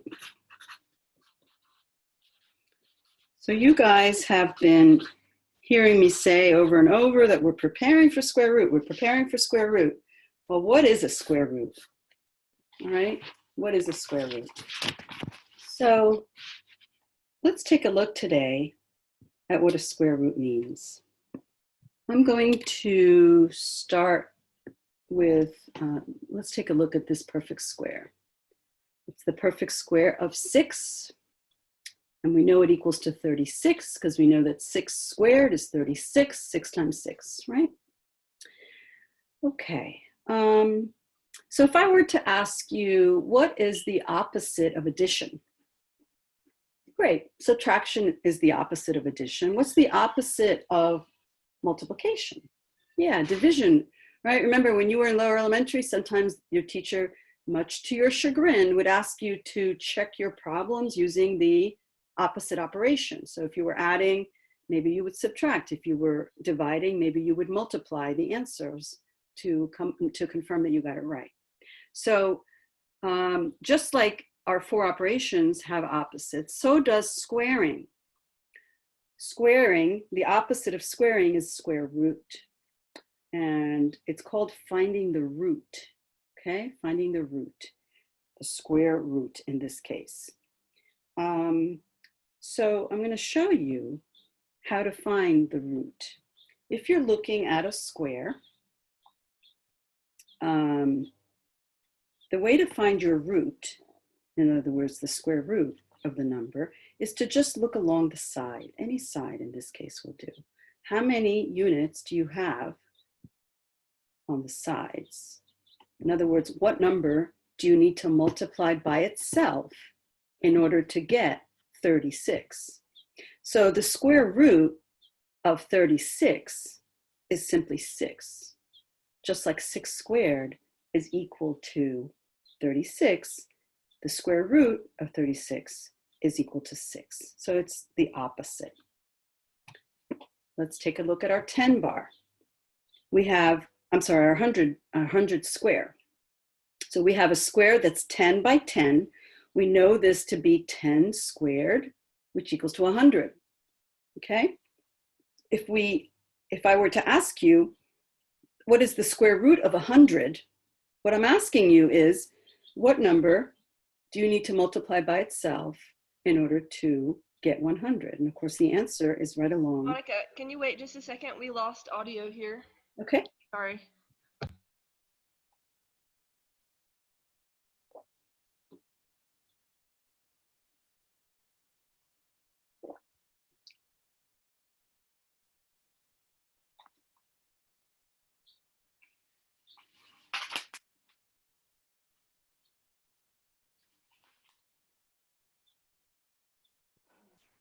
Can you guys hear us? Yes, Okay, we're functioning again. Thank you very much for the pause. Sorry about that. no problem. Okay, I don't know what you missed, but I'm going to just start over with the 100 square. How do we make our 100 square? We take 10 by 10. So any of the sides will give you 10, and that's where you go to get your square root. So that you would say the square root of 100 is equal to 10. What number do you multiply by itself to get 100? Likewise, with the 4 square, what number multiplied by itself will give me 16? Well, the answer is right on the edge, 4. 4 times 4 is 16, so we say 4 is the square root of 16. So now I'm going to show you how we write square root. We have this very funky looking thing. Okay, I better move this. I keep wanting to write on it. This is called a radical sign. A radical sign. And it looks, for those of you that are from the US, it looks like the division sign that we use when we do long division, but it has this little tail. Okay, it has this little tail, and it's called a radical sign. All right. So if we wanted to write the square root of 49, we would put the 49 underneath the radical sign. That's the radical sign. The 49 in this case is called the radicand. I don't know the word in Polish or Czech, so you're going to have to figure that out. That is the radicand. So we can say that the square root of 49, namely what number multiplied by itself will give me 49. And of course, the answer is 7. You can't really see that. Let me move it over. Equals 7. The equal sign does not go under the radical sign. It goes next to it. So the square root of 49 is equal to 7.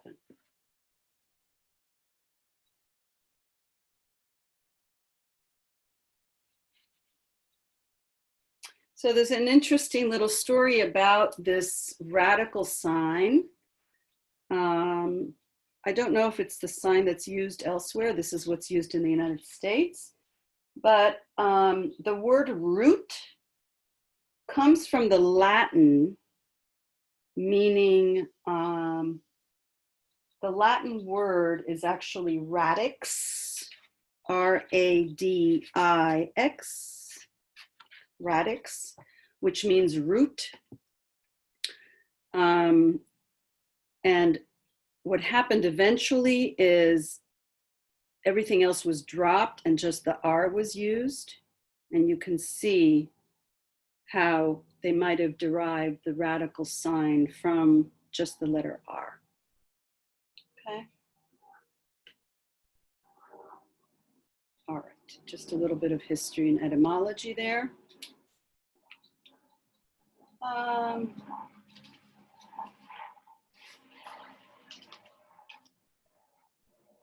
Okay. So as a follow-up, please go ahead and copy all this into your notebook with the labels. And please also go ahead and write out, maybe take the squares from the bead cabinet. You can go from 1 to 10 and see if you can write all the square root equations. So for instance, you might find the square root of 64. What number multiplied by itself gives me 64? Of course, that's 8, right? So go through the cabinet and go ahead and write all the square root equations for the squares in the cabinet. All right? Any questions? All right, let me see if I have anything to share. I'm not sure if I have anything to share on my screen for you.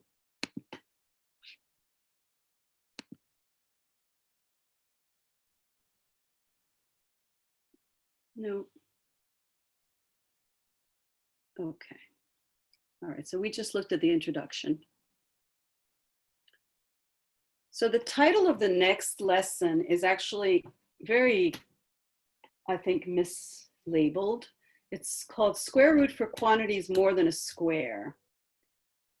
So I wrote it as such so you can find it in your album, but really what I would call it is I would call it, I would call it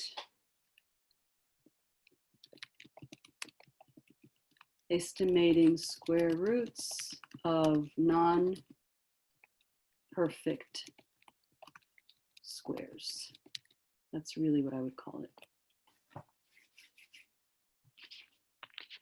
Let me show you that.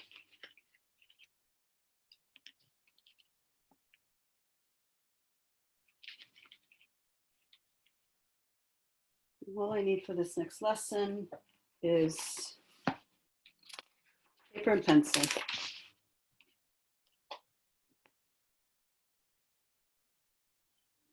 Oh, and actually I didn't write anything in here. I'm actually going to add in a little while. I'll add after our class, I'll add what I need to here because there is a whole written thing about it. Okay. All right, I'm going to stop sharing this. Come back to my demonstration table. Okay.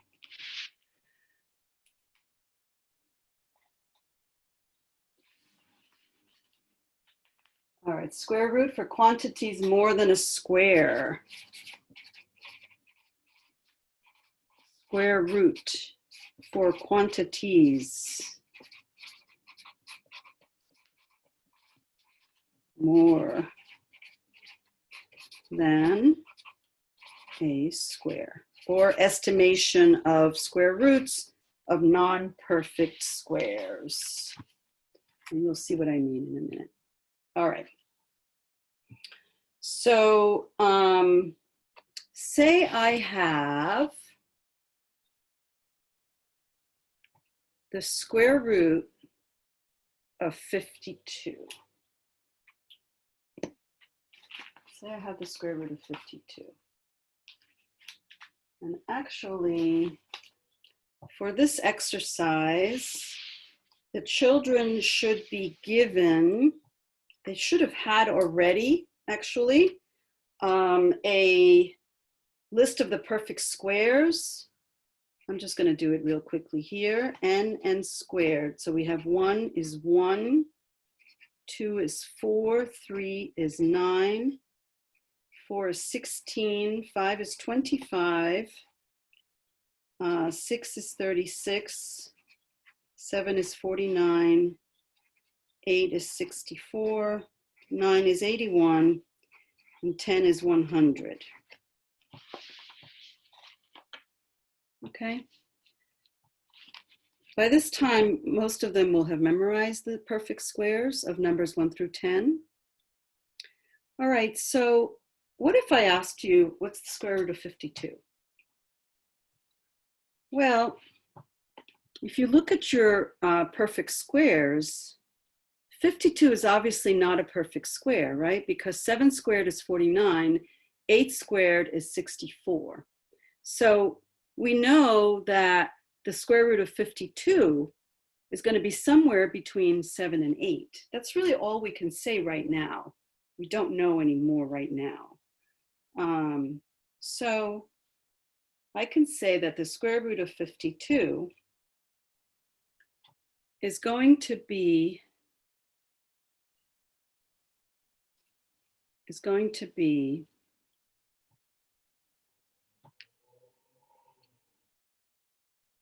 greater than 7. It's going to be greater, oh, I can't tell if that's a 7 or, hold on, let me find my 7 from before. Where are you? Oh, I seem to have lost it. Okay, I'll make it out again. All right, so it's going to be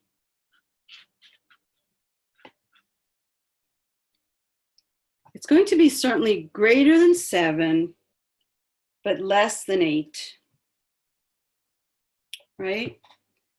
Greater than 7, but less than 8, because the square root of 49 is 7, and the square root of 64 is 8. So we know it's going to be somewhere in there. All right, and that's all we can say right now. We can say that the square root of 52 is greater than 7 and less than 8. That would be our answer at this point.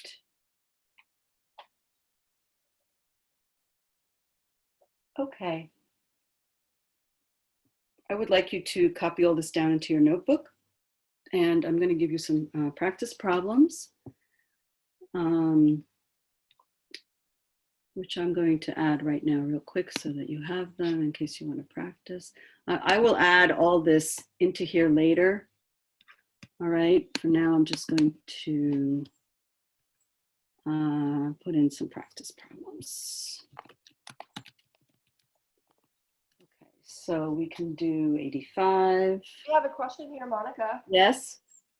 Can I just check, when we are doing this, we just finish up the lesson explaining that I'm not finding the exact square root, but we can just see that it's greater than 7, less than 8. Yes. Could you speak up a little bit? It's hard to hear you. Yeah, I was just asking about whether we are just confirming to the students that we're not actually trying to find the exact square root. We're just trying to find the rough. Exactly. Yeah, they don't have a way of doing it yet, aside from using a calculator. So just, okay, thank you. Okay, actually, when you get to, no, this is another thing you guys don't learn anymore. We used to actually learn with ratios. This was in pre-algebra, I remember. With ratios, you're able to actually get really close to figure out where you are. You take the ratios of 52 to 49 versus 52 to 64, and you can figure out where, is it closer to 7, is it closer to 8, and you can get pretty close. Certainly to the first, to the 10th place.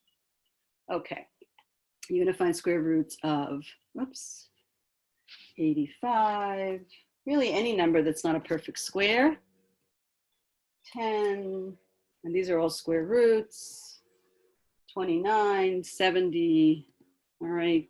I'm just gonna put some down here for you. I'll fill this out later where I show all this layout, all right? So if you didn't quite get it, if you didn't quite get all of it, don't worry about it.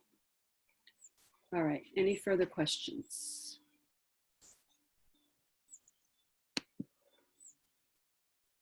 Okay. All right. So now we're going to get to our first real problem.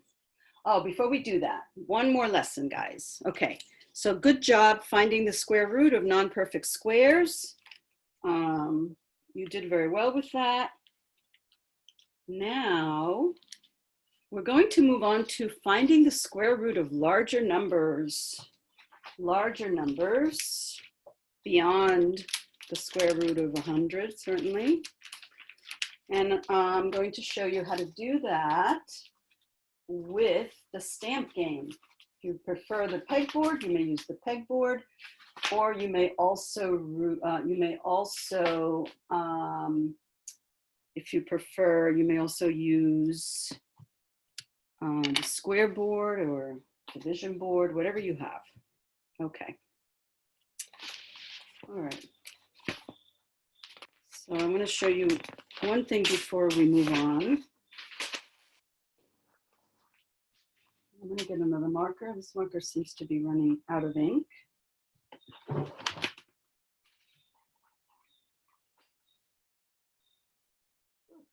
try this one. Okay. All right. The name of this next lesson is Study of the Radicand. Study of the radicand. Remember, the radicand is the number that we are trying to find the square root of. Okay? Study of the radicand. All right, so I'm going to write a large number here to show you something that we need to learn to do before we start our work on square root. So when we have a radicand like 712,345, 712,345.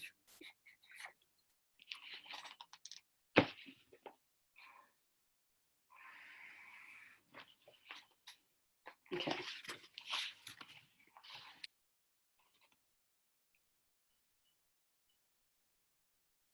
So before I start, I need to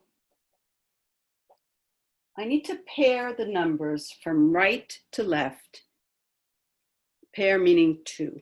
Okay, so I'm going to put a little tick mark between the 3 and the 4 to pair the 4 and the 5 together. I'm going to put a tick mark here. Okay, so I have broken up my 6-digit number into 3 pairs. All right, and I want to show you, give you a hint as to why we're doing this.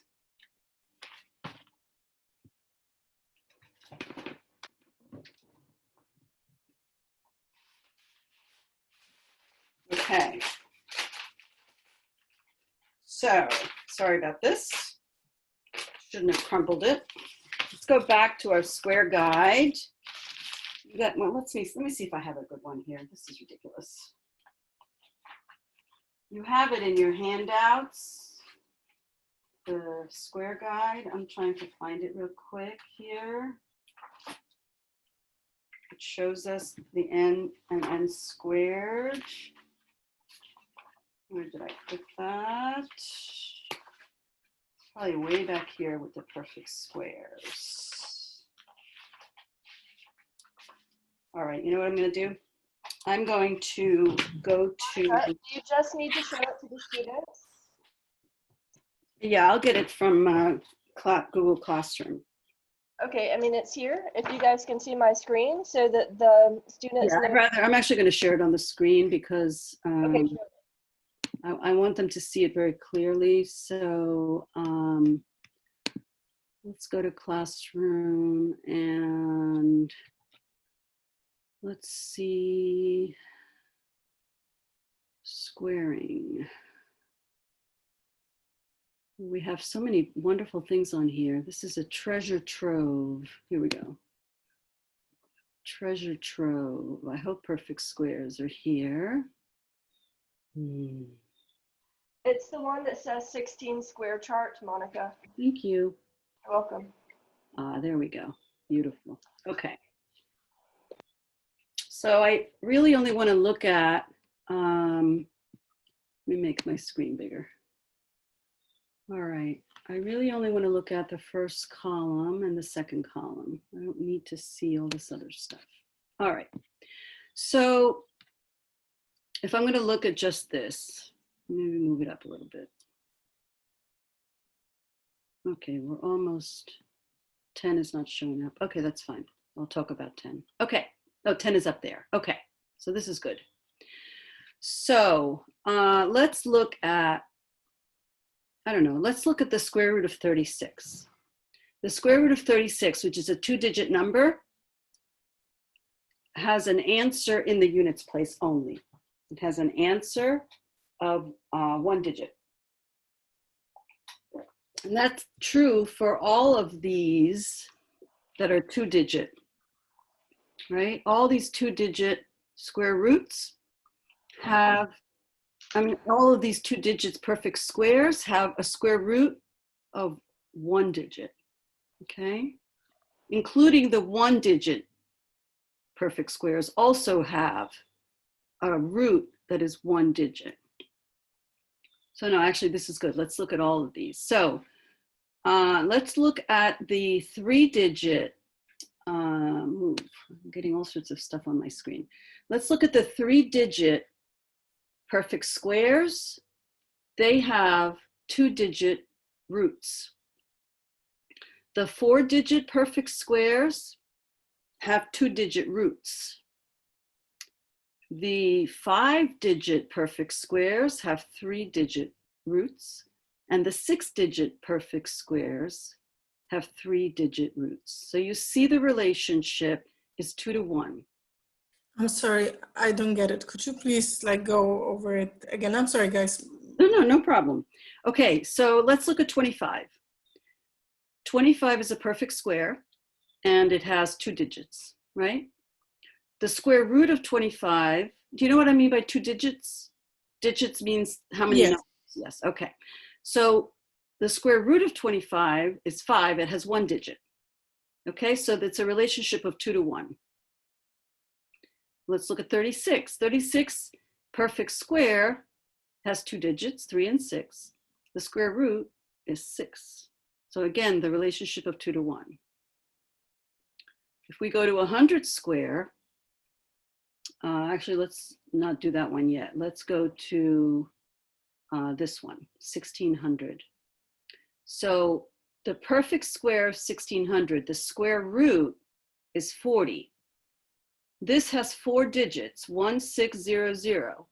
The root has 2 digits. So again, the 2 to 1 relationship. Let's go to this one. We have a perfect square, 250,000 has 6 digits, right? 4 zeros, a 2 and a 5. And the root has 3 digits. Again, the 2 to 1 relationship. All right.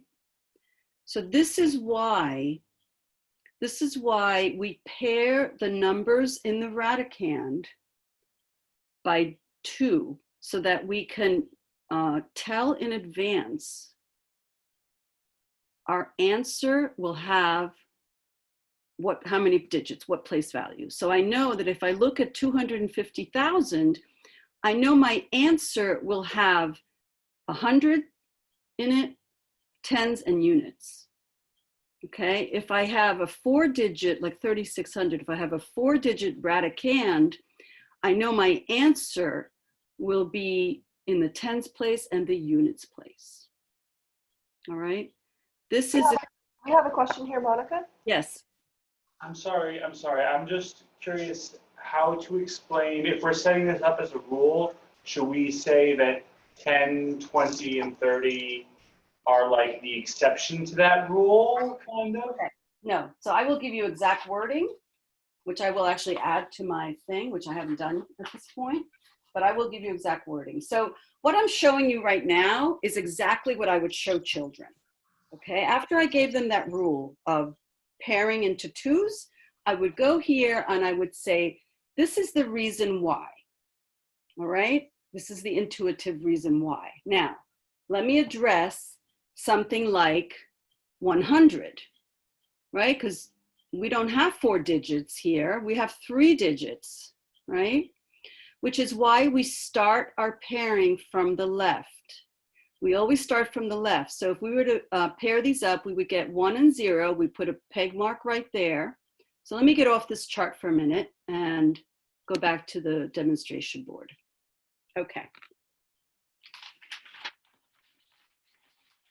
Monica, they would like a confirmation. Do you pair from the left or pair from the right? it's correct to pair from the left, but From- they were saying that you did it opposite before. Oh, I'm sorry. Yes, I did. Thank you. Nope, you pair from the left. Oh, my husband's always telling me the other left. I was somewhere. I guess we went for a hike or something, and he was out of view, and I texted him. I said, I went left over by the whatever, and he said, you mean the other left? You mean right? I said, yes, right. It's difficult doing it upside down. Well, it's also, I have challenges in that area, okay? I'm constantly confusing them. Okay, so yes, you start from the left, you pair from the left. Now, let me give you an example. Say instead of having 6 digits, say I only have 5. So I'm gonna get rid of the 7, and I'm gonna say the square root of 12,345. Okay. Starting from the left, I'm going to tick there.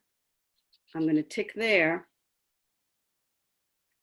And even though I did not complete the pair, the 5 is by itself, that represents the units place. So my answer, my root will be hundreds, tens, units, just like this one, hundreds, tens, units. Okay, so when you have an odd number of digits, you end up with a single unit at the end there, and that's okay. That'll still count as the units. Let me see if there's better wording here. Sometimes the album does a really nice job. Yeah, they don't really do a very good job. I'm going to write down the rule for you in a minute, and you'll hear the wording is very, so I think this is a really good way to show it. All right, now I'm not done showing you what you need to do. So once you know, let's go back to this problem. Once you know that your answer will be hundreds, tens, and units, then you need to come over here and you're going to write H, T, U. Because right here is where you're going to write your answers as you discover them. Okay? First, you're going to discover your 100, the answer for the hundreds place. Then we'll discover the tens and then the units. So you're going to write that your answer is going to be hundreds, tens, and units. That's the very first thing you do when you approach a square root problem. You pair up your radicand, analyze your radicand, do your research on your radicand and see how big your answer will be. Then you write it right on the side here. So I'm going to do the same thing for this one. Hundreds, tens, units. Okay. What I'd like you to do, well, let me write the rule here. And then what I would like you to do, guys, is to copy everything I have here into your math notebooks. And then I'm going to give you a bunch of radicands to practice on. All right, a bunch of radicands to research. So here's the rule. I'm going to read it first. It's not pretty. The number of pairs, let me read it this way first. The number of pairs in the radical indicates how many digits the square root will have. Let me write it that way first.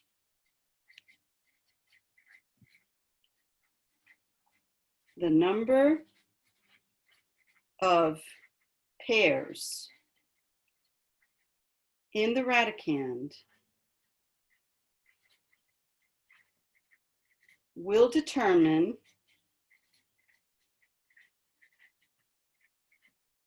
how many digits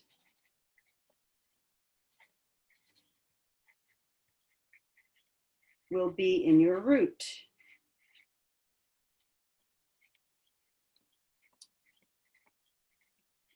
Again, don't worry about getting this into your notes right away. My handwriting is not great. I will make sure that it gets into your notes. Oh, I've got somebody waiting. I hope she wasn't waiting long.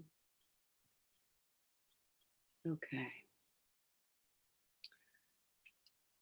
The number of pairs in the radicand will determine how many digits will be in your root.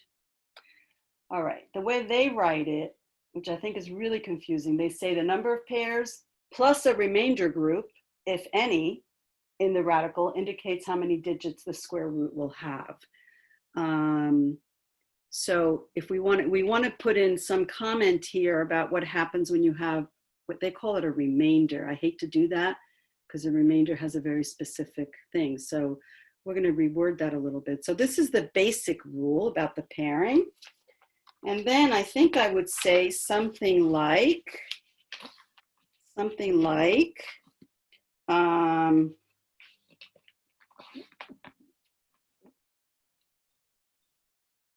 if one of your pairings has only one digit, and then in parentheses, I'm going to write radicand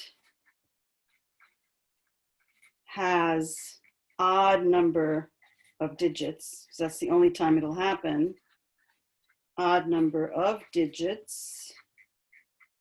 If one of your pairings has only one digit, that will count towards your root. So this is, I don't know that this is much better, but so here's what I've written. If, right here, if one of your pairings has, what did I say? Has only one digit, and then in parentheses I wrote that the radicand has an odd number of digits, that will count towards your root. You may find better wording. You may like the wording that's in the book better. I will write all this down for you in the handout so that you can see it clearly, copy it. Let me just do that. Radicand research. And I would have the students practice this with all different kinds of radicands of all different sizes. The only thing I'd change in there, Ms. Morris, is that will also count towards the number of digits in your root. Perfect. That will also count, thank you, towards the number, very good, number of digits. Good, thank you. I will get that all in your root. Perfect, thank you so much for that. It's all scribbled here. Don't try to copy it from here. You will get the exact definitions when I type it up.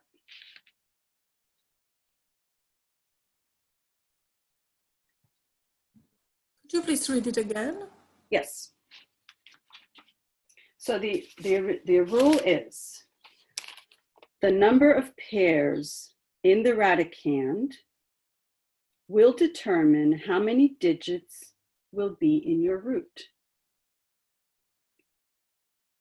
The number of pairs in the radicand will determine how many digits will be in your root. If one of your pairings has only one digit,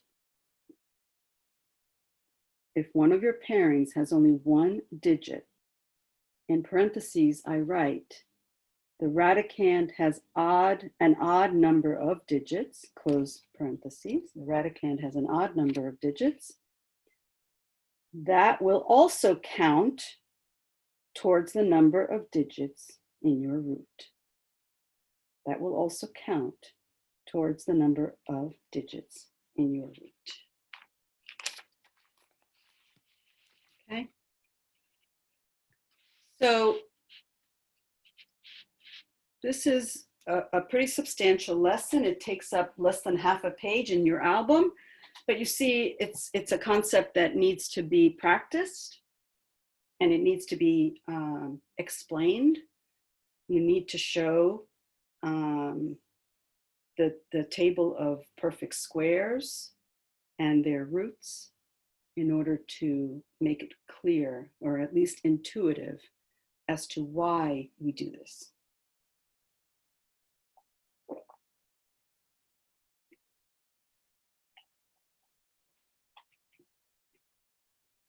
Any other questions?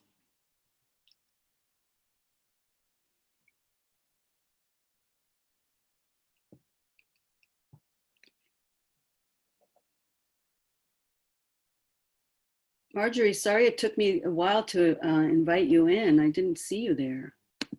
No, no problem. I've been in, but my computer died. I just had to restart and come back. Yeah, that happens. All right.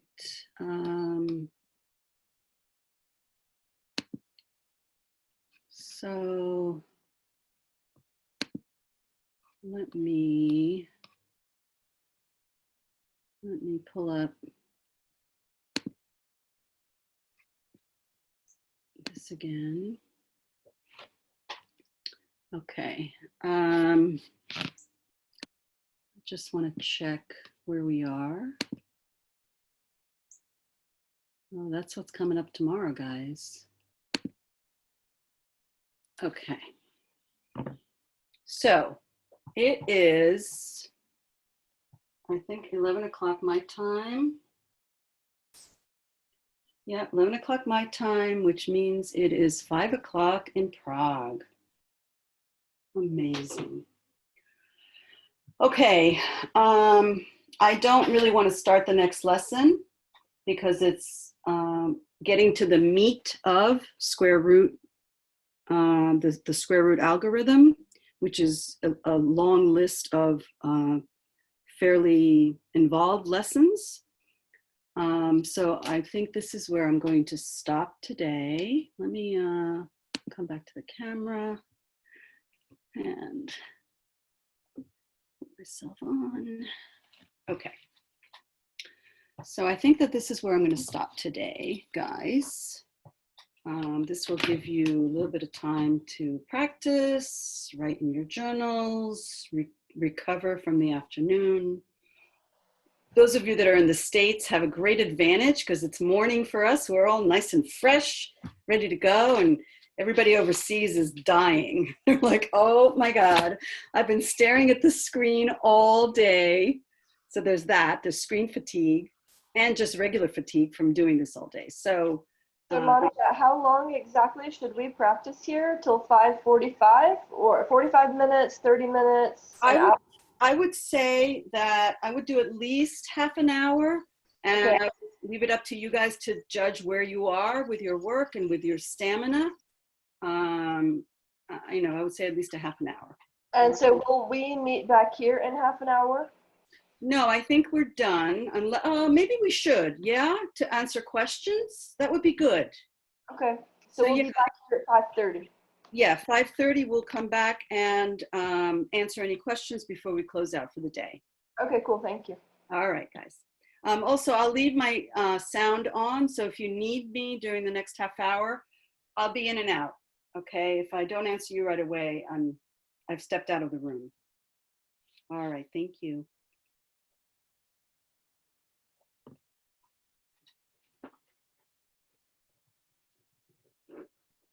Hi, Monica. Just had a couple questions you mentioned I should ask at the end of the lesson. Yes, Carl. I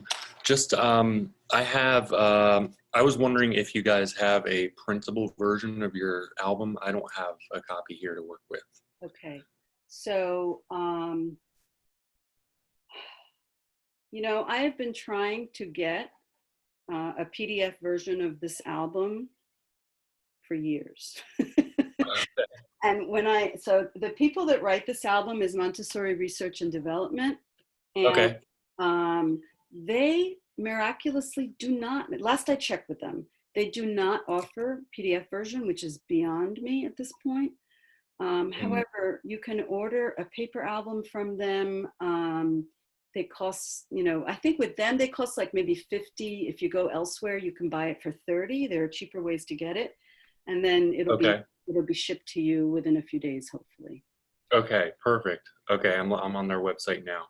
Okay, the only other question I had for you was, what should I be submitting to you on a daily basis besides just the journal work? Okay, so on a daily basis, just the journal, all right? Okay. But here's what I expect you to have in your notes or in your album. I expect to see either pictures of the layouts, which you can get by, if you're watching the video, you can stop it and take a screenshot. Okay, that's a good way to do it. Or Yeah, I mean, that's the way you're going to have to do it, right? Because you don't, unless if you have the material in front of you and you lay it out, then you can go ahead and do that. So I expect to see pictures of all the layouts. I expect to see hand-drawn pictures of maybe steps of how you get to the final layout. Okay. Okay. It needs to be fairly comprehensive, needs to be in color, so that it's easy to follow. You know, like I said, these lessons you may not give every year, so you need a real visual step-by-step process. Okay. And Right. I would expect to see any definitions, any notes neatly written in your album. Okay, perfect. All right. Anything All else? right, that's it. Okay. All right. Montclair, huh?